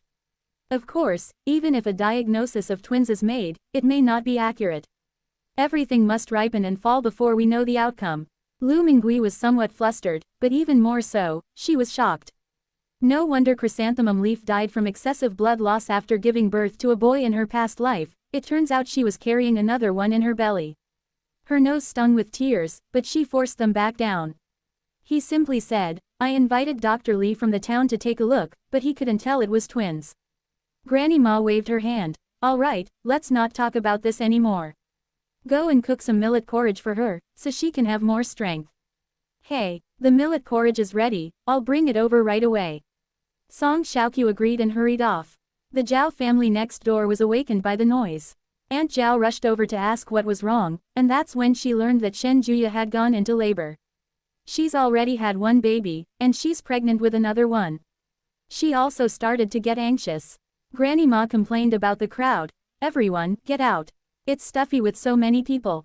Grandma Lu, give the child to Xiaoqiu to hold, and feed your daughter-in-law some porridge. Zhao family, go and help boil some more water. Also known as Shen Juya. Song family, don't be discouraged. Drink more rice porridge and gain some strength. But Shen Juya took a sip from Lu Mingui's hand, shook her head and said, Mother, I can't drink it. Her face was deathly pale, and she seemed to have all her strength drained away. Lu Mingui was even more flustered, but she still comforted her. Don't worry, I've asked Xiaodong to go and fetch Dr. Li. Have him give you an injection later. When we have the strength, we can give birth to the baby smoothly. Everyone was hoping that Dr. Li would arrive soon. But Song Xiaodong came back alone. He stood outside the door. Mother, Dr. Li can't come. Dr. Li was making house calls at night a while ago. I don't know who he offended, but someone hit him on the head from behind and he fell down. It's been several days, and he still hasn't woken up. His family is extremely worried and is seeking medical help everywhere. Lu Mingui was dumbfounded. What a coincidence. Granny Ma was also troubled. She knew a little about pulse diagnosis, so she reached out to take Shen Juya's pulse. Upon taking his pulse, his complexion looked even worse. His pulse was weak and scattered, suggesting a possible difficult labor and exhaustion. She pulled Lu Mingui aside. Your wife is exhausted. If this continues, both the adults and the children will be in danger. We need ginseng to keep him alive. Quick, do you have any ginseng at home? Even ginseng rootlets will do. Ginseng. Lu Mingui's mind went blank. Ginseng is a precious commodity. How could an ordinary family afford such a thing? Besides, it's the middle of the night. Granny Ma urged her. Go borrow, go buy, find a way to get it. It'll be too late if we wait any longer. Lu Mingui's previously muddled mind became clear after being pushed like that. Ginseng is a good thing, but it's expensive and, more importantly, it's hard to buy right away. But Mr. Lu's shop has it. She's seen it, asked about the price, and it's within her budget. She grasped Granny Ma's hand in return. Take good care of chrysanthemum leaf for me, I'll be right back. As he spoke, he walked into the night and went to the vegetable market under the cover of darkness. It's morning at the farmer's market. Lu Mingui appeared outside the public restroom on the second floor. She looked in the mirror and saw a pale face, as if she hadn't slept all night, with bloodstains on her hands. He quickly turned on the tap, washed his hands, and also wiped his face. Only then did he perk up and head straight for the dried goods shop. Although the journey was short, she was filled with anxiety. If I had known this would happen, I should have bought ginseng to prepare. What if they sell out? Fortunately, this thing didn't sell as well as Lu Mingui had imagined. The bright red gift boxes are still displayed in the store. When Boss Lu saw her, he was somewhat surprised. Big sister, why are you here so early? The door has just opened. Lu Mingui gasped for breath, then pointed at the ginseng gift box and said, I want to sell that. She was prepared for Mr. Lu to make exorbitant demands. This kind of thing does happen. Some merchants, seeing that you're in a hurry, will raise the price on the spot, and you still have no choice but to buy. To everyone's surprise, Boss Lu simply took out a box and said, 299. Are you delivering a gift so early in the morning? Lu Mingui had no time for idle chatter. She simply said, I won't give any gifts. Then he threw down 3 red bills, picked up the gift box, and left. The gift box was much lighter than she had imagined. Behind him, Boss Lu said, Sister, here's your change. Unable to hear, Lu Mingui crawled into the fire escape and entered the White House. She opened the gift box and saw a whole ginseng in the middle. It wasn't very big, but the ginseng roots were quite long. There are also 2 grooves on both sides, which contain slices of ginseng. Chapter 182 Twins. Lu Mingui removed the packaging and took all the ginseng out. When she pushed open the door, the room was filled with the smell of blood. Shen Juya was already exhausted and lying on the bed, breathing rapidly. He looked like he'd been pulled out of the water, covered in sweat. Granny Ma looked at the ginseng and finally relaxed a little. Although this ginseng doesn't have a strong medicinal taste, its advantage lies in the quantity. Grandma Lu, cut this into slices and put it directly into your daughter-in-law's mouth. This one is whole, take it out and boil it to make her drink. Upon hearing this, Lu Mingui quickly stuffed 2 slices of ginseng into her daughter-in-law's mouth. He then handed the whole ginseng to Song Xiaokyu, saying, boil this in water and drink it. Whether it was the ginseng that gave Shen Juya strength or not, she swallowed the bitterness in her mouth and her eyes, which had been unfocused, became bright. Taking advantage of the opportunity, Granny Ma said, give it another push, I've already turned the baby into the right position. Let's seize this opportunity and press on with our momentum. Shen Juya listened to her words and followed them, slowly gathering her strength again, and began to exert herself with each wave of pain. That's right. Granny Ma was even happier than she was. That's it. Shen Juya gritted her teeth, clutching the quilt tightly with both hands, not daring to shout. She just followed Granny Ma's instructions, pushing hard, resting, and then pushing hard again. 2/4 of an hour later, Granny Ma exclaimed in surprise, almost there.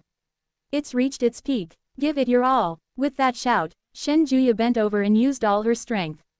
Lu Mingui held her hand, as if she could help her exert force. Fortunately, all that effort paid off, and a baby girl was born.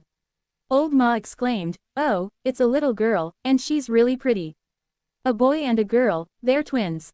Congratulations." She cut the umbilical cord as usual, wrapped the baby up, and handed it to Lu Mingui. Medicated powder has been sprinkled on the umbilical cord cut, and it cannot get wet for the next few days. Call me if it gets red and swollen. It's not red or swollen, and it will fall off in 7 or 8 days. Lu Mingui took her granddaughter and held her, feeling that she was as small as a kitten. Granny Ma then reached out and drew some kind of talisman on Shen Juya's forehead. Lu Mingui had experienced this. It was from a goddess who helps prevent postpartum hemorrhage. Granny Ma then instructed, put the ashes from the stove into an old cloth bag and place it under your body. You have to wear this pad for the first 3 days, and change it frequently. She must not be exposed to the wind, she said, wiping Shen Juya's face and neck with warm water. The doors and windows must be kept tightly closed. If you get exposed to the wind, you'll develop a chronic illness and suffer from headaches for the rest of your life. Most villagers knew these things, but Granny Ma always made sure to remind them again. If you encounter someone who doesn't care, that could be a lifelong problem. He also said to Lu Mingui, you must be careful about what you eat. Drink more thin food for the first few days. Millet porridge is nourishing, so drink more of it. If the family has enough money, we eat 2 eggs a day, poached eggs and brown sugar water. Those pig's trotter soups and old hen soups are too greasy. Wait a few days until your milk comes in before giving them to her. These were just casual remarks from Granny Ma. Although she could tell that Granny Lu treated her daughter-in-law well, what kind of farmhouse could afford pig's trotters and old hen? We're lucky to have an egg to eat. Lu Mingui carefully noted everything down before thanking Granny Ma and seeing the person out the door. He then took out another 400 coins. Sister-in-law, this is a gift for your celebration. Please don't think it's too little. Looking at the heavy pile of copper coins, Granny Ma hurriedly said, where can we get so many? She charges 150 coins for each delivery. If the host is in a good mood, they might give more. But there were also poor families who gave nothing, only some coarse rice and eggs from their homes. There's nothing we can do about it. You can't refuse to deliver babies just because someone offers less money. The fact that Granny Lu had given her so much surprised her. Lu Mingui laughed and said, these are twins, sister-in-law, you've gone to a lot of trouble tonight. I am so happy that Dehay's 2 children are both safe and sound. Please accept it. Twin births are much more difficult than regular deliveries, this is a case of giving birth to 2. Granny Ma accepted the money without further refusal, and then added, be extra vigilant at night. We need to watch out for any major bleeding in her. We also need to check if you have a fever. If you do, come and call me right away. She added, if your milk doesn't come in, call me. Lu Mingui agreed and saw the person off. It was already dawn. Back in her room, Shen Juya was already fast asleep. The 2 children nestled on either side of her, their eyes closed, their little mouths still smacking. My milk hasn't come in yet, and the 2 babies are still hungry. Song Xiaoqiu was at a loss. Mom, what should we do now? The millet porridge is cooked and placed on the small clay stove so my sister-in-law can eat it whenever she wakes up. Lu Mingui saw that she had stayed up all night and her eyes were red. Go to sleep, I'll stay here and watch over things. Song Xiaoqiu wanted to refuse, but her mother had also stayed up all night. Lu Mingui added, wait until you've slept for a while, then you can switch with your mother. Hearing this, she hurriedly went to sleep. I'm really tired. Besides, if she goes to bed early and gets up early, her mother can get some rest. Lu Mingui sat on the edge of the bed. The smell in the room wasn't pleasant at the moment, but she had gotten used to it and could bear it. I touched Shen Juya's forehead and found she didn't have a fever, which made me feel a little relieved. Looking at the 2 little babies, their faces were still a bit wrinkled, but rosy. Although it wasn't particularly beautiful, Lu Mingui was overjoyed when she saw it. I didn't dare to touch it, so I just stood there and watched. Man also slipped in, looking at her mother with a worried expression, then at her younger brother and sister. She dared not make a sound, for fear of disturbing her mother. So the old man and the child watched for a long time before quietly coming out. Once outside, Man dared to speak. Grandma, my little brother and sister are so small. Lu Mingui hugged her. Were you tired last night? I'm not tired, Man shook her head. My aunt let me sleep in her bed. Grandma, are you tired? Lu Mingui shook her head. Grandma isn't tired either. Go to your room and watch over your mother. If she wakes up, come and call Grandma. Grandma, wash these dirty clothes first. Originally, it was thought that Shen Juya was only carrying one baby, but now there is another baby in her belly. We still didn't prepare enough. She was busy with all sorts of things, from washing clothes to cooking porridge. Song Xiaodong didn't go up the mountain today either. She stayed home to help fetch water and start a fire. When Shen Juya woke up, Lu Mingui quickly brought her some food. She had a good appetite. She first ate a bowl of boiled eggs with brown sugar, and then drank a bowl of millet porridge. Her milk finally came in, and she held her baby and started breastfeeding. Song Xiaoqiu didn't sleep much either. She slept for 2 hours before getting up to let Lu Mingui sleep. Lu Mingui lay on the bed and soon fell into a deep sleep. I'm really exhausted after this day and night. Chapter 183 Washing 3. Lu Mingui didn't sleep much. She rested for a bit and then got up. With something on his mind, he got up to go see Shen Juya first. Shen Juya and her 2 children fell asleep again. Lu Mingui quietly touched her forehead again and, finding nothing wrong, was relieved. She hasn't gone to the vegetable market these past few days. She focused solely on taking care of Shen Juya and their 2 children. The soup simmering on the small clay stove never stopped. For the past 2 days, I've been making red date and millet porridge, brown sugar and egg tea, etc. After the 3rd day celebration, we'll start making pig's trotter soup and old hen soup. The 2 children's skin gradually became less red and wrinkled, and their eyes slowly opened. She had Song Dehai's big eyes and Shen Juya's fair skin. Song Xiaoqiu couldn't get enough of it all day long. By the time of the baby's 3rd day celebration, Shen Juya was in much better spirits. However, women still cannot get out of bed for long periods of time during postpartum confinement, and they should not go out in the wind. She couldn't resist and wanted to do needlework, but Lu Mingui stopped her in time. You can't do needlework at this time. Be careful with your eyes, especially during your postpartum period, otherwise you'll be constantly tearing up. Besides, do you think having a baby is a game? Look at you, you still don't look well. Shen Juya said, Mother, the child doesn't have enough clothes. I didn't even know it myself, I was pregnant with twins. Song Xiaoqiu said, I can't use my eyes, I'll sew it. Besides, it's hot now, so the laundry dries faster. Shen Juya had no choice but to give up. Early in the morning, Lu Mingui went to the market to buy pork bones, and other items. These are all for entertaining guests today.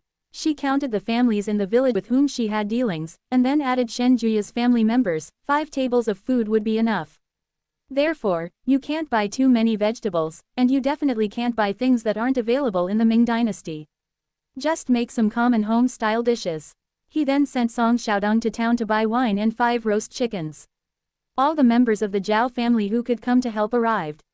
As for the baby's 3rd day celebration, they originally planned to invite Shen Juya's mother, but Shen Juya and her mother were not close. In the end, they still hired Granny Ma. Granny Ma is a midwife who often performs the 3rd day bath for people and is very familiar with the process. Around noon, neighbors and close female friends from the village all came. Everyone was sensible. They knew it wasn't good to squeeze into the new mother's room to see her, for fear that the cold wind would catch her cold and harm her health. They were all crowded into the main room, making a lively scene. The potting mix was placed to the side. Eggs, brown sugar, rice, noodles, etc. These are already some of the best things the village can offer. Aunt Zhao brought over a bag of brown sugar and a few pieces of old cotton cloth that had been washed until soft. We don't have anything good at home, so we brought a bag of brown sugar to help Juya recover.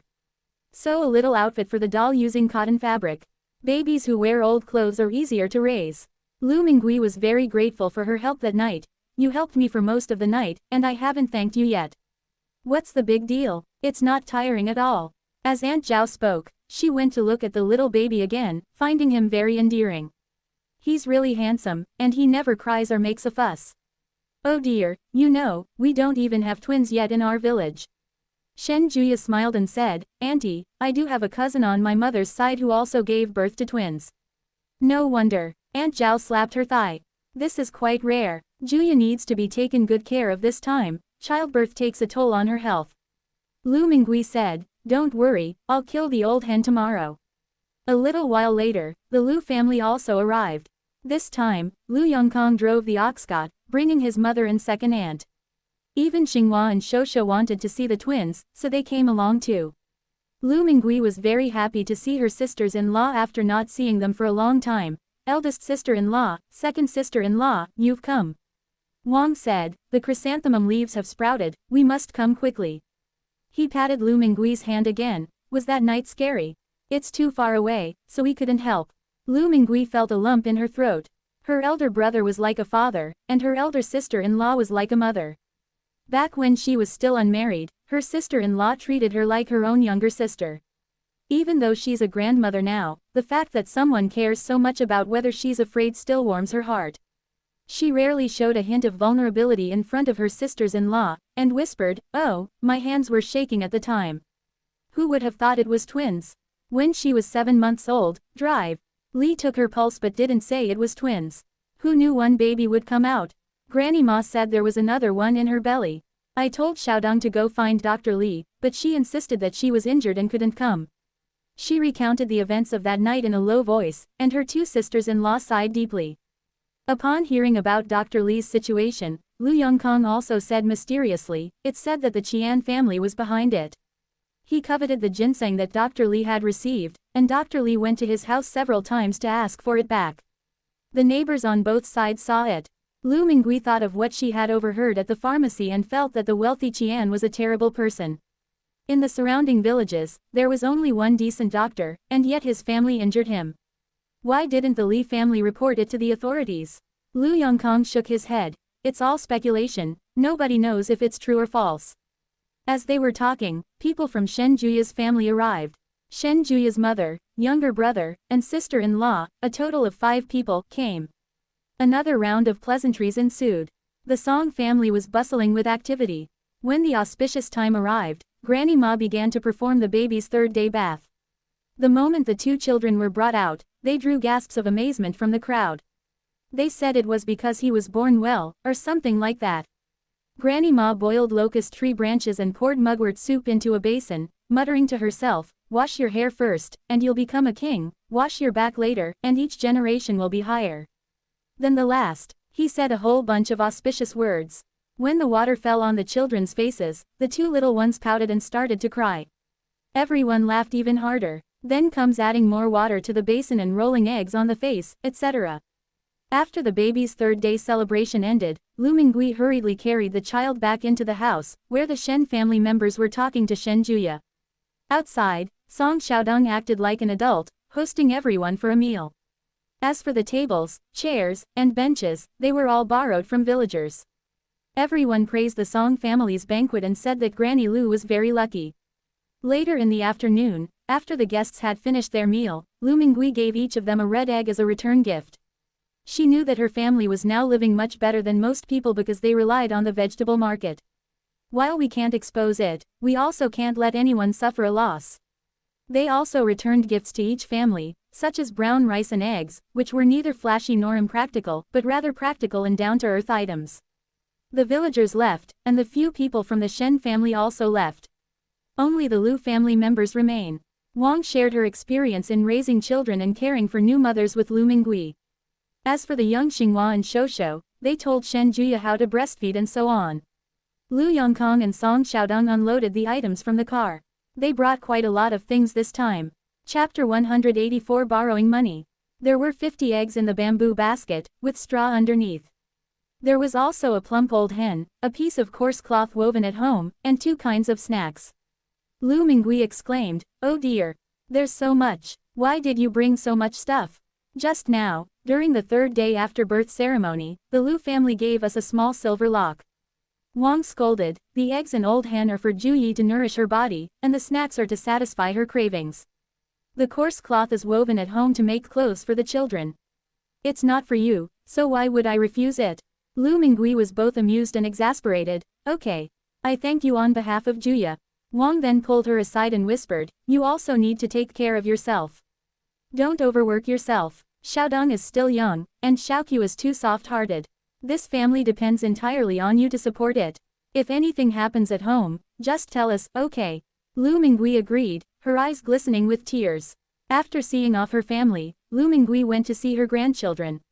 The two babies were a little tired after their third-day bath and were sleeping peacefully. Their features were delicate and exquisite, their noses were still flat, and their little fists were clenched tightly. They were extremely cute. Shen Juya looked at the two children with a satisfied expression, but there was a hint of worry between her brows. Lu Mingui didn't notice at first, until the two children started crying because they were hungry. Shen Juya first fed the eldest child, then seemed to forget about it, and instead of feeding the second child, she fed the eldest child again. The older child didn't want to eat, while the younger child was crying loudly from hunger. Lu Mingui was both annoyed and amused. The two babies looked alike, but they were wrapped in different blankets. How could they have been fed the wrong babies? She asked. Chrysanthemum Leaf, what are you thinking about? Why are you so absent-minded? Shen Juya then came to her senses and hurried to feed Erwa. After the two children had eaten and drunk their fill, Lu Mingui asked, what's wrong? Tell your mother. What's the point of just keeping to yourself and worrying? Even if the sky falls, there are tall people watching over it. Shen Juya then sighed and said, Mother, my family just asked me for money. They say they're borrowing money, but they'll never pay it back. Shen Juya has an older sister who is already married and comes from a poor family. He has two younger brothers. The older brother is married, but the younger brother is 17 years old this year. However, because the family is poor, he has not been able to find a wife. Years ago, after Shen Juya married Song Dehe, her family often visited her home. Later, the Shen family discovered that Hu Kuihua controlled all the Song family's grain, and they couldn't get any advantage from her, so they rarely visited her anymore. For example, right now, Shen Juya has given birth to twins. Logically, her family should come to visit the next day. Instead of waiting until the third day of the baby's life like other relatives and friends, they come to visit. As for the offerings for the two children's third-day celebration, they were less than what the Lu family gave. Forget about gold or silver locks, not even a single silver bean was seen. She continued, my mother said that my younger brother is getting married this year, but the bride's family is asking for a dowry of 5 taels of silver. My family simply can't afford the bride price. He also said that now that we have built a wall in our house, the feast for the third-day celebration is also well prepared. It's clear they have plenty of money. She insisted on borrowing money from me, but when I said I didn't have any, she immediately frowned. After you went inside, Mother, she didn't say anything more. To put it even more harshly, they said that Shen Juya gave birth to Song Dehe's posthumous child, which was a boy and a girl, yet she still couldn't get any money from him. They called Shen Juya useless and Lu Mingui stingy and petty. But Shen Juya naturally wouldn't tell Lu Mingui these words, lest her mother-in-law get angry. However, Lu Mingui could actually guess some of it. Today, Shen Juya's mother had been secretly eyeing her with her eyes wide open. So that's what it was about. Lu Mingui thought for a moment and then asked, if you want to borrow it, I'll give you the money. That's your maternal family. They raised you, so it's okay to give them something. Just don't get targeted, because once you start, you might start again. Shen Juya was filled with gratitude, but still shook her head. Mother, I've thought it over, I can't lend this money. She said earnestly, don't laugh at me. Back when the river was still there, I used to lend the money I earned from working in town to my family. But not a single copper coin has been returned. Now I've seen through it all. They say nice things when they're borrowing money. They said they'd pay it back right away, as if they were incredibly grateful. But as soon as they get the money, they turn on you. If I ask her for it again, she will turn around and accuse me of being heartless and greedy. They even said they only care about their husband's family and not about their own family's well-being. Mother, my heart has long since turned cold. Lu Mingui felt a pang of emotion upon hearing this. Wasn't this just how the world was? She asked, are you really not going to lend it to me? While I still have some money on hand. Once it's used up, it's gone. Shen Juya shook her head. I won't lend it. We'll need money for everything at home from now on, and with 2 more mouths to feed who don't work, where will we find the money to borrow? These words made Lu Mingui want to laugh. Such a young child, isn't he just good for eating and not for doing any work? What can you do? As long as you're healthy, that's the best thing ever. As for my younger brother, if he's capable, he can get married on his own, if not, then forget it. If I marry a wife but can't support the whole family, it's better not to marry at all. If my mother gets angry with me, so be it. At worst, I'll never go back to my parents' home again. I have to think things through, there are 2 younger ones too. She looked at her sleeping children, they were the most important. After thinking for a moment, Lu Mingui said, speaking of which, there's something else I'd like to tell you. I plan to set off for Suzhou Prefecture when the 2 children are a little older. You'll be separated from your family then, so will you be sure to tell them? If you don't want to leave, your mother will agree. Or if you don't want to go back to your parents' home, your mother can still find you a suitable marriage partner and help you remarry. The court now claims that widows should remain chaste, but in reality, many widows who cannot support their children remarry. Shen Juya burst into tears upon hearing this. Mother, do you not want me anymore? Mother, what did I do wrong? Why are you saying this? Lu Mingui panicked. What other meaning did she have? Originally, they wanted to wait until Shen Juya finished her postpartum confinement period before discussing it. For now, we've just stopped here because of the flow of the conversation. Oh dear, it's all my fault. Why are you saying all this now? Lu Mingui wiped away her tears and ordered her not to cry, which finally intimidated Shen Juya. Don't think such nonsense, my child. I wish our whole family could be together. Isn't this because I was afraid you'd have some ideas about it? If she hadn't experienced the drought and foreseen what would happen in the future, she wouldn't have been willing to leave her hometown. Shen Juya said, Mother, I don't want to remarry, and I don't want to go back to my parents' home. I will stay by your side and serve you for the rest of my life. I still want to raise my 3 children well. She was about to cry again as she spoke. Lu Mingui sighed, all right, stop crying. Anyway, our family will stay together no matter where we go. You're still in your postpartum period, you can't shed tears. Chapter 185 The house is in hand. Upon hearing this, Shen Juya happily assured her, Mother, since we're leaving in a few months. Then I'll eat and drink well, and feed my daughter and son until they're plump and healthy, so we won't be in a panic on the road. Lu Mingui nodded. That's the right way to think about it. It's not just children who need to eat well, adults need to eat well too. This journey is unlikely to be smooth. The horrific scenes from my past life remain vivid in my memory. He added, just tell Mother what you want to eat, don't try to save me money. Shen Juya then revealed a hint of worry. Mother, is there enough money left at home? I'm afraid I'll eat too much and spend all my money.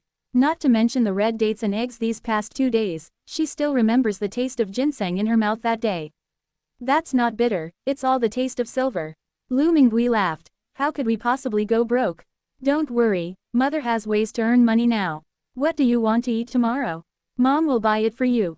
Shen Juya said shyly, Mother, actually I'd like to have some fresh fish soup. Okay, Lu Mingui readily agreed, it's no problem. She returned to her room and remembered Li Xian's instructions to prepare wild vegetables for Xu Yang to research recipes. I haven't been there for a few days now, they must be getting worried. Right, thinking about it, he hurriedly went into the White House.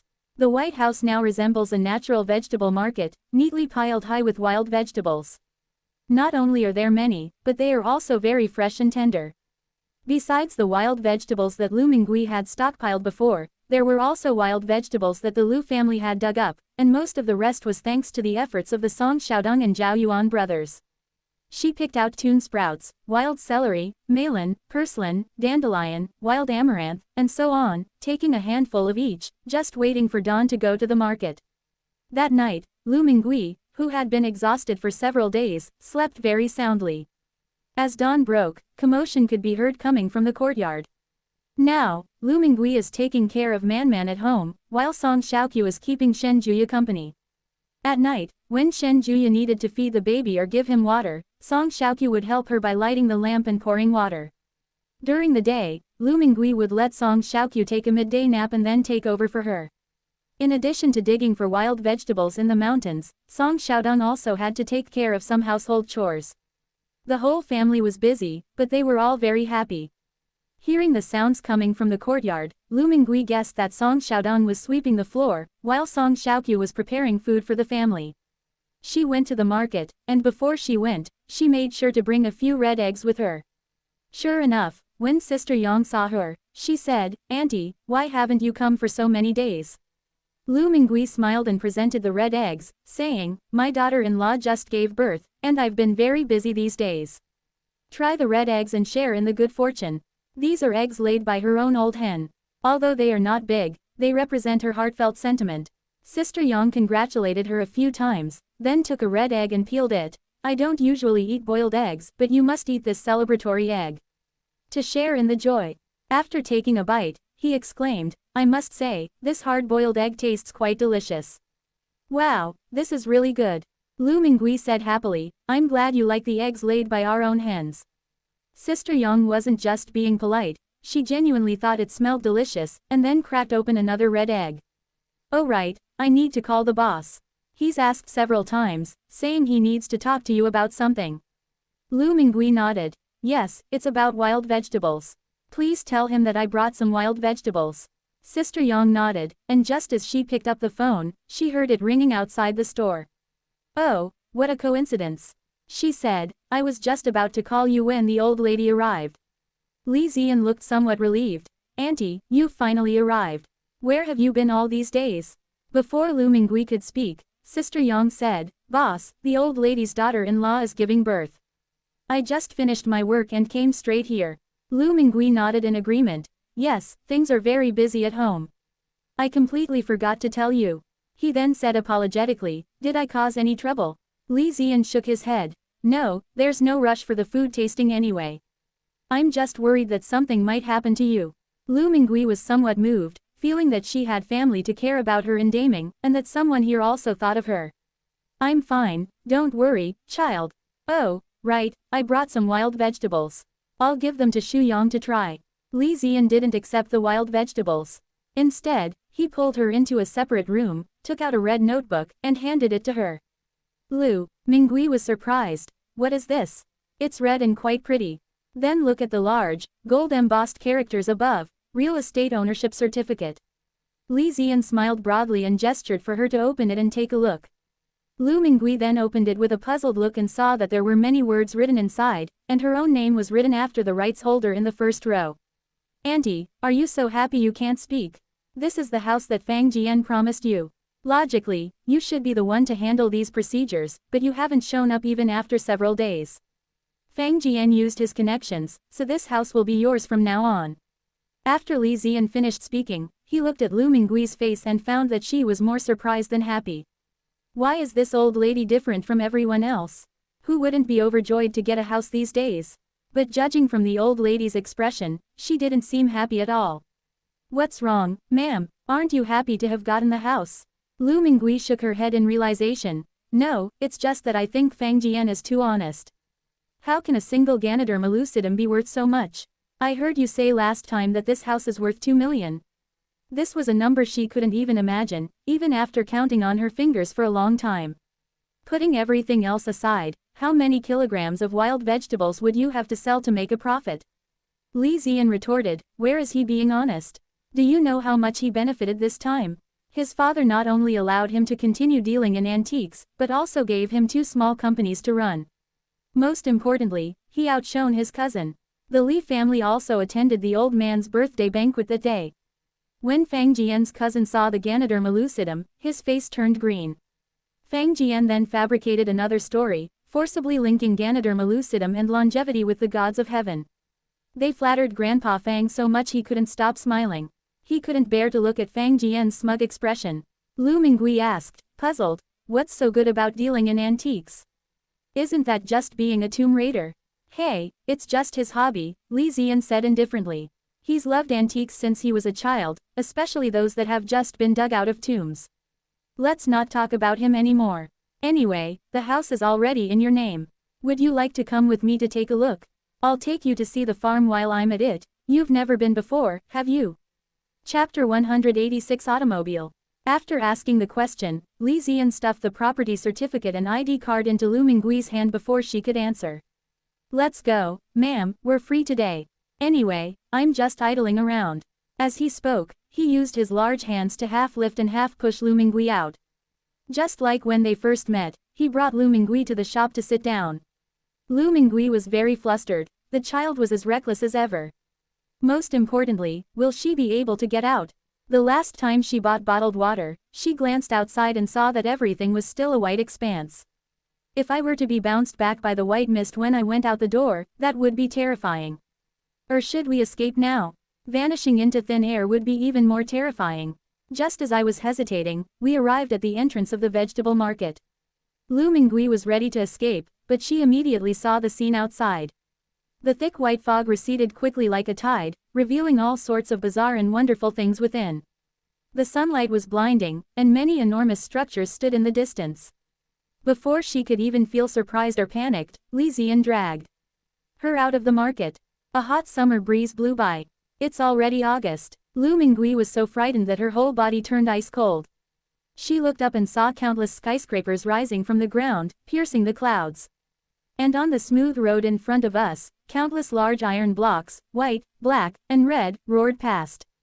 Not only did the four-wheeled iron block run incredibly fast, but there were also two-wheeled things on which people straddled, their legs off the ground, yet the wheels rolled at breakneck speed. Above us, there was a blue sky and white clouds, and on both sides of the road, there were shady green trees. It is both real and illusory.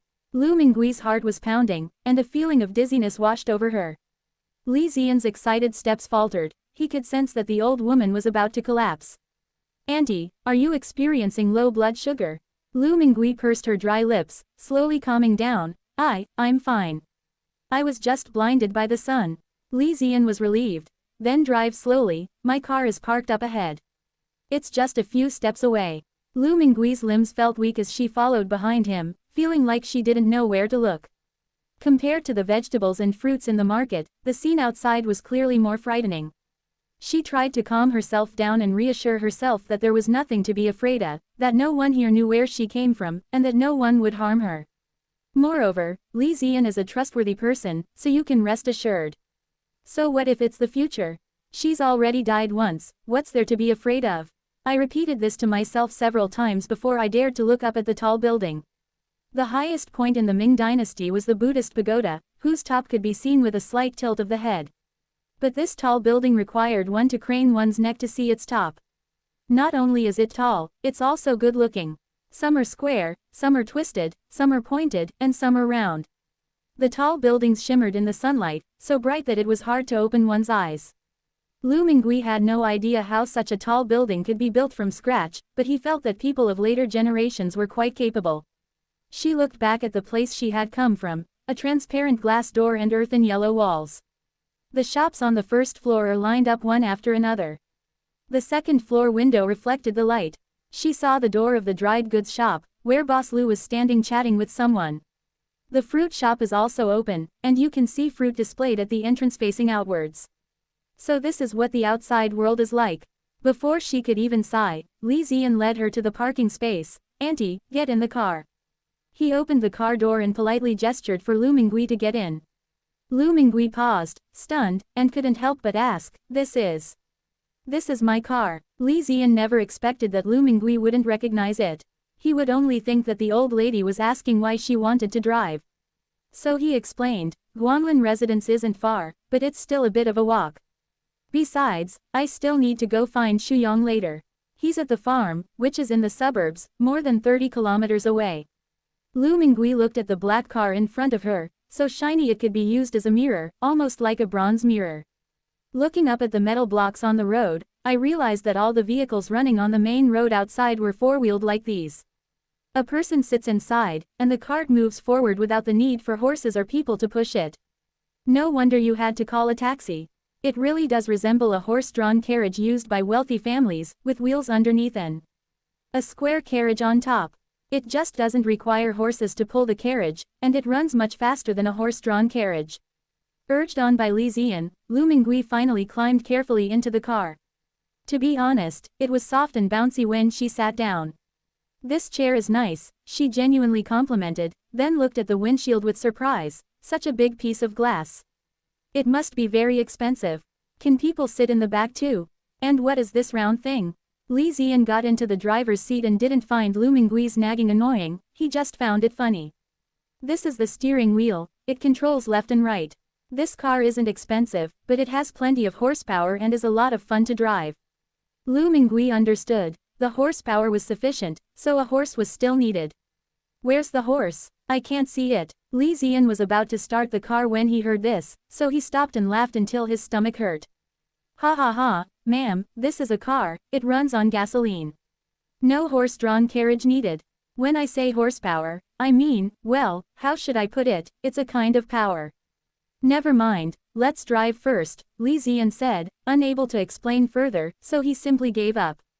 Please fasten your seatbelt. Fearing that Lu Mingui had never ridden in a car before, he gestured again. Lu Mingui followed his example and fastened her seatbelt, feeling as if she were strapped to a chair. She muttered to herself, why does this feel so awkward? Why do we need seatbelts? Is this car unsafe? The next second, the black Mustang roared and shot off. Lu Mingui felt as if she was still in the car, but her soul was still behind her. Now I know, it's not safe. That was terrifying. No wonder you have to wear your seatbelt. She didn't care about anything else. Her hands were clenched tightly together, her back was pressed straight against the back of the seat, her eyes were staring straight ahead, and she didn't dare to breathe.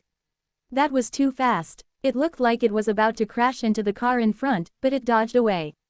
Fortunately, although the speed was fast, the road was flat, so the ride inside was not bumpy.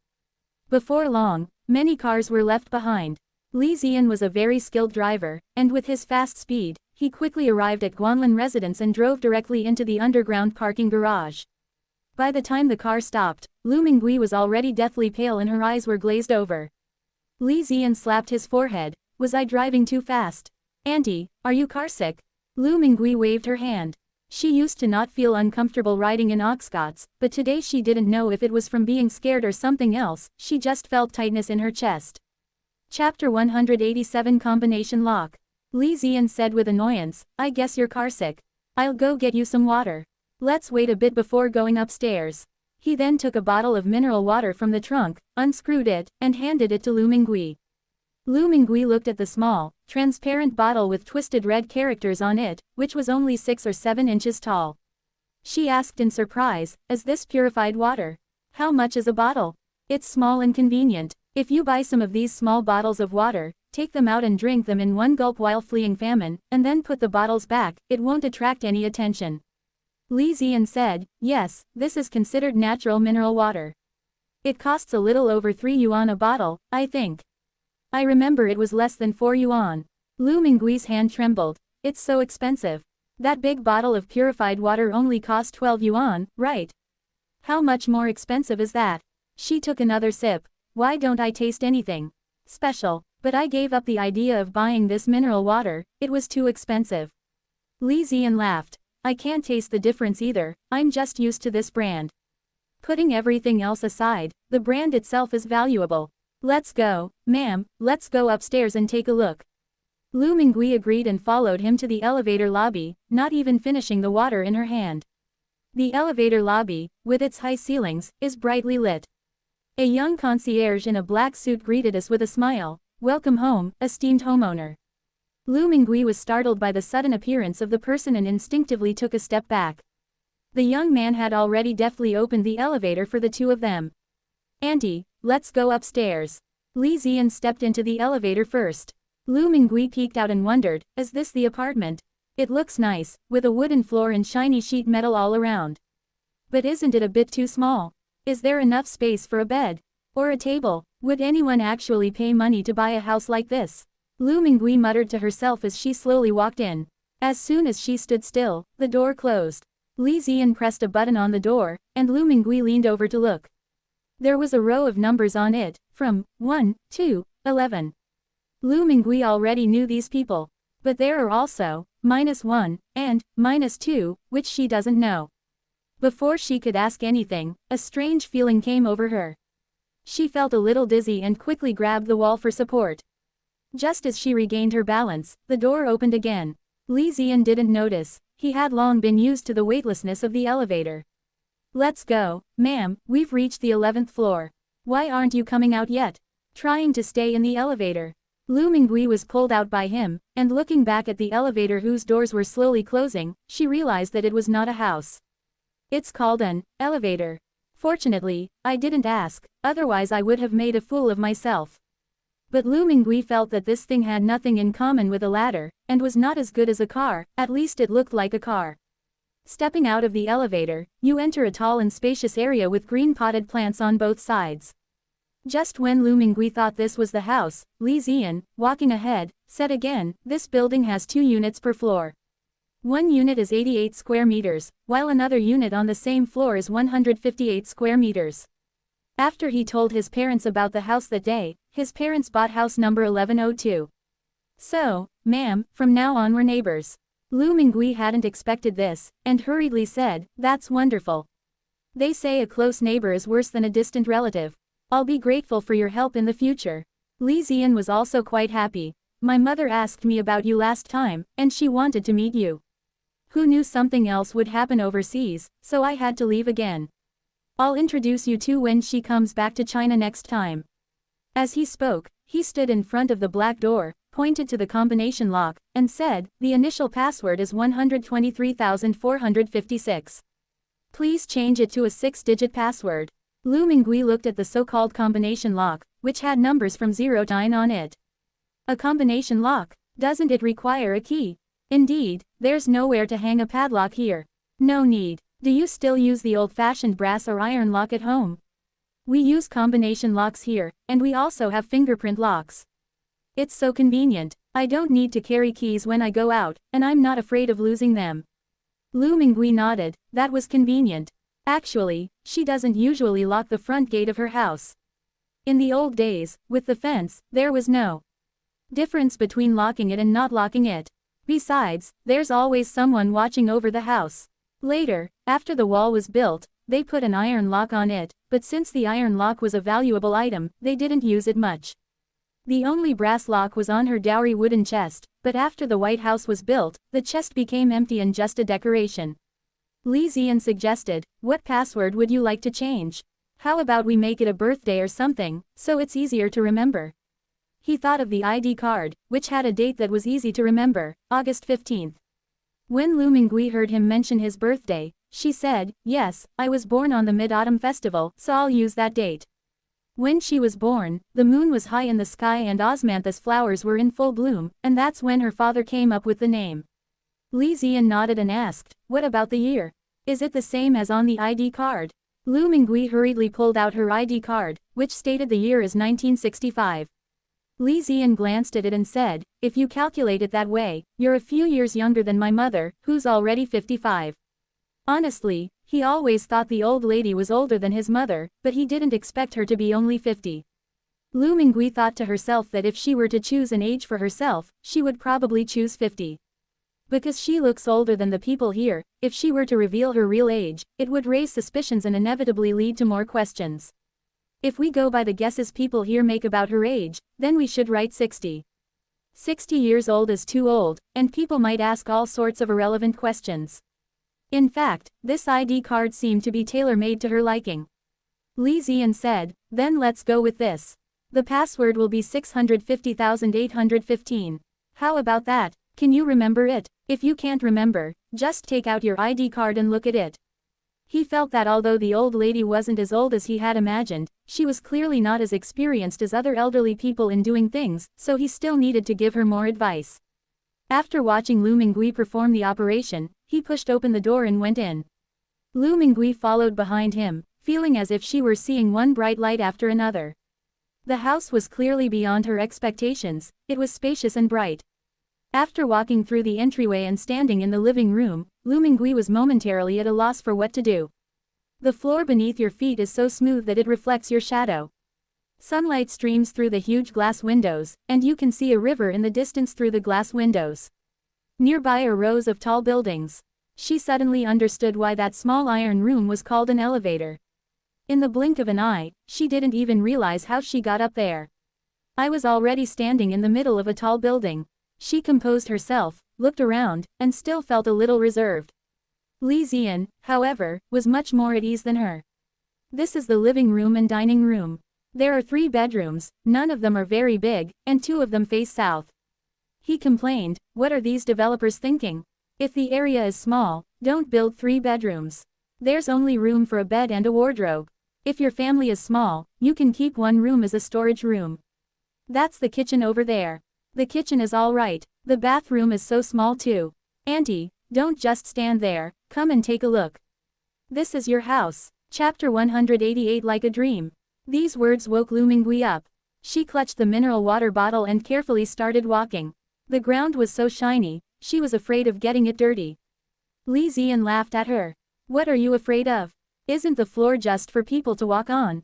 If it gets dirty, just mop it clean. If you can't move it, I will. Lu Mingui, however, did not go to look at the room, but went to the window first. The huge floor-to-ceiling windows offer views of distant buildings, while looking down, countless roads and lanes resemble an interwoven fishing net. The cars on the road all seemed to shrink. Pedestrians looked like tiny, slowly moving black dots. Lu Mingui took a look and still found it unbelievable. Did I really just suddenly appear in such a tall building from the ground? Originally, when she saw so many tall buildings, she wondered why they built them so tall. Can you even climb up there? Even if you can, it'll be exhausting. Now I understand, why would they need to climb it themselves? Didn't it just, whoosh, up there? Lu Mingui felt more and more that everything here was happening very quickly. Time passed quickly, cars drove fast, and people went upstairs quickly. After looking down for a while, I felt dizzy again. It's so high, I'm a little nervous. She quickly looked away and turned her gaze back to the house. This house is really nice. The overall color scheme is light, giving it a simple and elegant look. The ground was covered in shiny bricks, and the walls were pure white. Lu Mingui reached out and touched it. It was very smooth. Was it coated with raw lacquer? That's incredibly extravagant, unlike her family's house, which had uneven mud walls and a dirt floor. The windows were high and small, so the room was always dark, even during the day. But there's nothing we can do about it. Small windows keep the house warm in winter and also keep thieves away. When Li Ziyan saw her touching the wall, he immediately laughed. Don't worry, ma'am, the wall paint, floor tiles, and flooring all meet national standards. I inspected the house last time. The walls are flat, the tiles are firmly laid, and the hardware is installed properly. Just relax and wait to check in. After listening to his explanation, Lu Mingui nodded repeatedly. Don't worry, don't worry. Everything here is wonderful, clean and bright. Li Ziyan then said, come and take a look at the room. The bedrooms all face south, so it's comfortable to live in. You can choose one. Speaking of this, he remembered something else. By the way, the natural gas, tap water, and electricity in this house all need to be linked to a bank card to activate the billing. Don't you have a bank card either? We can have someone from your family take you to the bank to do it. He asked curiously, I just heard Sister Yang say that your daughter-in-law gave birth. What about your son? He said it was because the son was so unfilial, making his mother run around all by herself. At such an advanced age, she still has to come out and sell wild vegetables. Lu Mingui was taken aback. Why did they bring this up? When she talked about her daughter-in-law, she thought of Song Dehe. He immediately murmured, my son, Dehe, he's dead. Upon hearing this, Li Ziyan wished he could slap himself. Why did he have to say that? He stammered, Auntie, I didn't mean to ask. Well, please accept my condolences. Lu Mingui shook her head. It's okay. I was sad before, but I'm much better now. That's right, ma'am, people can't live in the past forever. Li Ziyan offered a word of comfort and then readily offered to take charge. How about this, I'll take you to open a bank account. And the SIM card, we should get that too. Lu Mingui initially wanted to explain, but then thought that it would be useless to explain. Although she already has 2 children, Xiaoqiu and Xiaodong. But even those 2 kids couldn't help me. Get that card. Li Ziyan was about to leave. Let's get a card. Anyway, we're not moving into the house yet, and there's no furniture. Getting the card is the priority. Lu Mingui said, why don't we go find Shuyang first? Isn't he still waiting for wild vegetables? The wild vegetables are still in the car. Okay, Li Ziyan nodded. Give him the wild vegetables first, then go and get busy with the card application. Stepping into the elevator again, Lu Mingui held her breath and observed carefully. She saw numbers directly above the elevator doors. The number jumped from 11 to 10 and only stopped with a ding when it reached -1. The elevator doors opened, and the young concierge was still standing in the same spot. Lu Mingui breathed a sigh of relief, knowing that they had come down from the 11th floor. That was fast, just a few breaths. She asked, so, do I always come in and go through this same place? Li Ziyan shook his head. No, this is an underground parking lot. If we want to go above ground, we should go through the main gate. Lu Mingui understood. Underground. Then this is a cellar. It was such a huge cellar that you could hear your voice echoing when you spoke. Li Ziyan's lips twitched uncontrollably. Auntie, instead of calling it cellar, you can call it an underground garage or a basement. If it doesn't work, you can call it the basement level. Basements are usually used as garages. Lu Mingui nodded hurriedly. Underground parking garage, I've got it. The two got back into the car and headed towards the suburbs. This time, Li Ziyan slowed down the car, and Lu Mingui was not as nervous as before. She peered out curiously. Countless buildings rushed past, pedestrians thronged the streets, and strange scenes changed like a revolving lantern. Along the way, you can see a lot of text and pictures, colorful and dazzling. This feels like a dream. Zion, do the people here have enough to eat and drink, and are they able to eat their fill and stay warm? Li Ziyan gripped the steering wheel and replied nonchalantly, what do you mean, our place, or your place? Auntie, aren't we all people from the same land? Are you referring to people from rural areas? Or people from the city? In the past, rural people wanted to move to the city, but now it's the other way around, city people want to move to the countryside. Otherwise, why would Xu Yang have thought of starting a farm? Isn't it because he's figured out people's psychology these days? He added, pretty much, anyway, no one starved to death. However, everyone has their own pressures. It's not necessarily true that any particular day is a good day. Lu Mingui couldn't understand the melancholy in his words, and only said, it's good to have enough to eat and wear. If the weather is favorable, the crops grow well, and we have enough to eat and wear, this is truly a blissful life. Li Ziyan didn't argue with her. Everyone has their own opinion. The tall buildings along the road are gradually decreasing, while the greenery is increasing. A little while later, the car came to a stop at a parking lot at the foot of the mountain. Chapter 189 Farm. Although it's called a mountain, its altitude is actually only a little over 100 meters. This is already the closest hill to the city. The whole mountain is lush and green, and it's a pleasant sight to look at in the summer. Li Ziyan got out of the car and pointed upwards, saying, Auntie, you'll see it not far away if you follow these stone steps.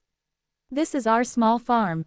There's also a guest house over there that offers barbecue and camping options. They are not our competitors. Lu Mingui nodded and followed her up the stone steps. After a few steps, she felt the temperature gradually drop. When I got off the bus, it was sweltering outside, but it was very cool here. Further on, you'll see another fence with a shallow stream flowing by the entrance, its surface covered with colorful pebbles. Walking through the fence, you can see many uniquely shaped trees in the yard. Several rattan chairs were placed on one side of the courtyard, around a tea table set up around an old wooden stump. On the other side, there is a shallow pool connected to the stream, where small fish swim. Beside the pond, there was also a clump of reeds and water calamus. Xu Yang came out to greet her warmly, saying, oh, Auntie, you've finally come. I'm worried that you won't come on the opening day. Look at this place, what do you think? It was specially designed. Isn't it elegant? Lu Mingui couldn't tell whether it was elegant or not. I feel like it's a bit like the village. The reeds and the wooden stakes are just like the ones under the big locust tree at the entrance of the village. Xu Yang was overjoyed. That's right. That's the feeling we want to give people. Let's go in and take a look. The open wooden house revealed several rustic tables and chairs inside. The walls are decorated with fishing nets, bows and arrows, and the like. Lu Mingui asked in surprise, what are you going to do with all this?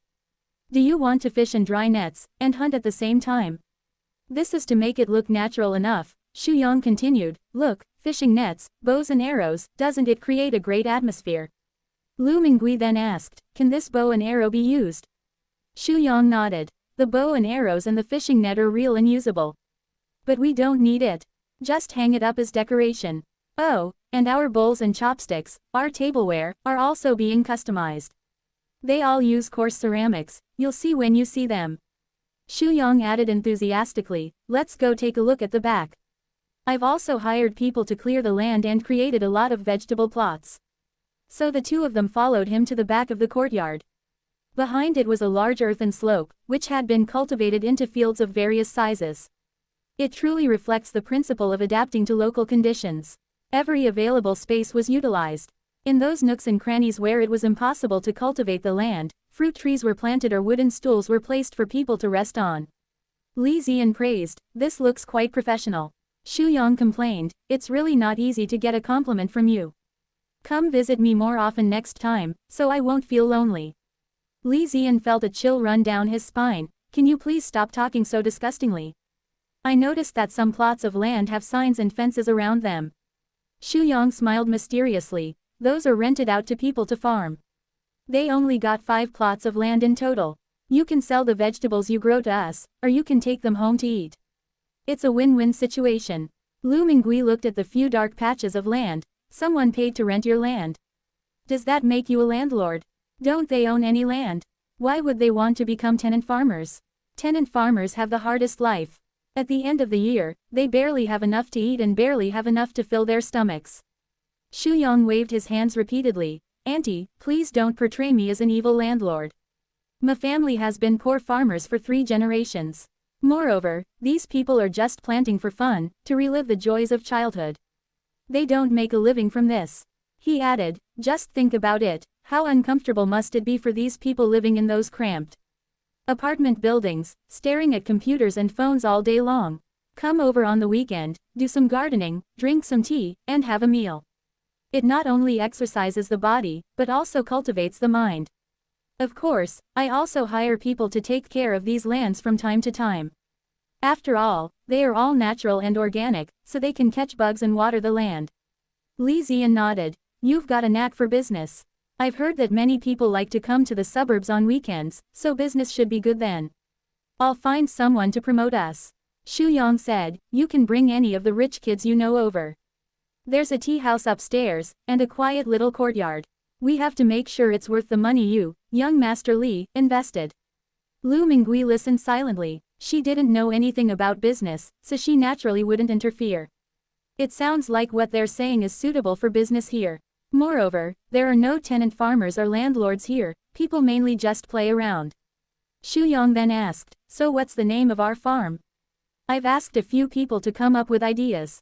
Listen to these. First, streamside. Second, returning to the wilderness, knowing the time. Third, encounter in the mountains and fields. He rattled off several names. Some are taken from the Book of Songs, such as, picking Artemisia, while others are taken from ancient customs, such as, biting spring. Lu Mingui was completely confused. These names had absolutely nothing to do with restaurants. Is this intentionally designed to be incomprehensible? In the end, Li Ziyan made the final decision. Let's call it me, it's simpler. Think about it, not all the people who come to eat here are educated, so don't make it too complicated. Moreover, the name is easy to remember, which is beneficial for publicity. He then asked Lu Mingui, Auntie, what do you think? I think it's fine. What else could Lu Mingui say? She felt it was better than those complicated names. Okay, Xu Yang nodded, I'll find someone to start making the signboard. We'll put one at the foot of the mountain too. The opening date is August 28th, ma'am, please remember to come. Lu Mingui wasn't sure if she could come, so she suggested, if I don't come, you can all go about your business. Don't worry about me, Xu Yang wanted to say, that won't do. Li Ziyan, knowing that his aunt had many things to do at home, came to her rescue, saying, we'll see when the time comes. Anyway, the old lady will come when she has time, and it's okay if she doesn't. Lu Mingui breathed a sigh of relief and pointed to the wild vegetables, saying, weren't you going to test the vegetables? How about these? Xu Yang glanced at it and said, this is perfect. I'm free this afternoon, so I'll cook the dishes here. Li Ziyan asked him, you didn't hire a cook. Can you manage all this by yourself? I've hired 2 kitchen helpers, Xu Yang said with a smile. Don't worry, they'll be able to handle it. Didn't I tell you? We're going to build a high-end image, so we won't have a huge influx of people. It's all by reservation only. We usually only have 1 table for lunch and 2 tables for dinner. More on weekends, but no more than 5 tables. Therefore, this dish must be high-end, exquisite, and unique. Chapter 190 Buying Fish. Lu Mingui, who was listening from the side, felt that something was not right. Shouldn't businesses want more customers? Why wouldn't we want more guests? Looking at Li Ziyan, he kept nodding along, seemingly agreeing with what Xu Yang said. She shut her mouth and didn't interfere. Li Ziyan said, that's the right thing to do. I think the wild vegetables that the old lady provided were absolutely worth it. The price should also be set a bit higher. Also, remember to buy some wild vegetables that the old lady doesn't have. We also need to focus on controlling the procurement process. The ingredients must be organic, healthy, and green, and the source must be reliable. In short, we want to create a unique, high-end farm with quality and a great experience. Shu Yang nodded. I'll show you when the dishes are ready. Of course, you'd better stay and try the dishes. Lu Mingui shook her head. I won't try it, I have to go home. She came to buy fish for Shen Juya, and she's been out for quite a while. Shu Yang didn't insist, as he was very confident in his cooking skills. Li Ziyan asked, Auntie, shall I take you home directly?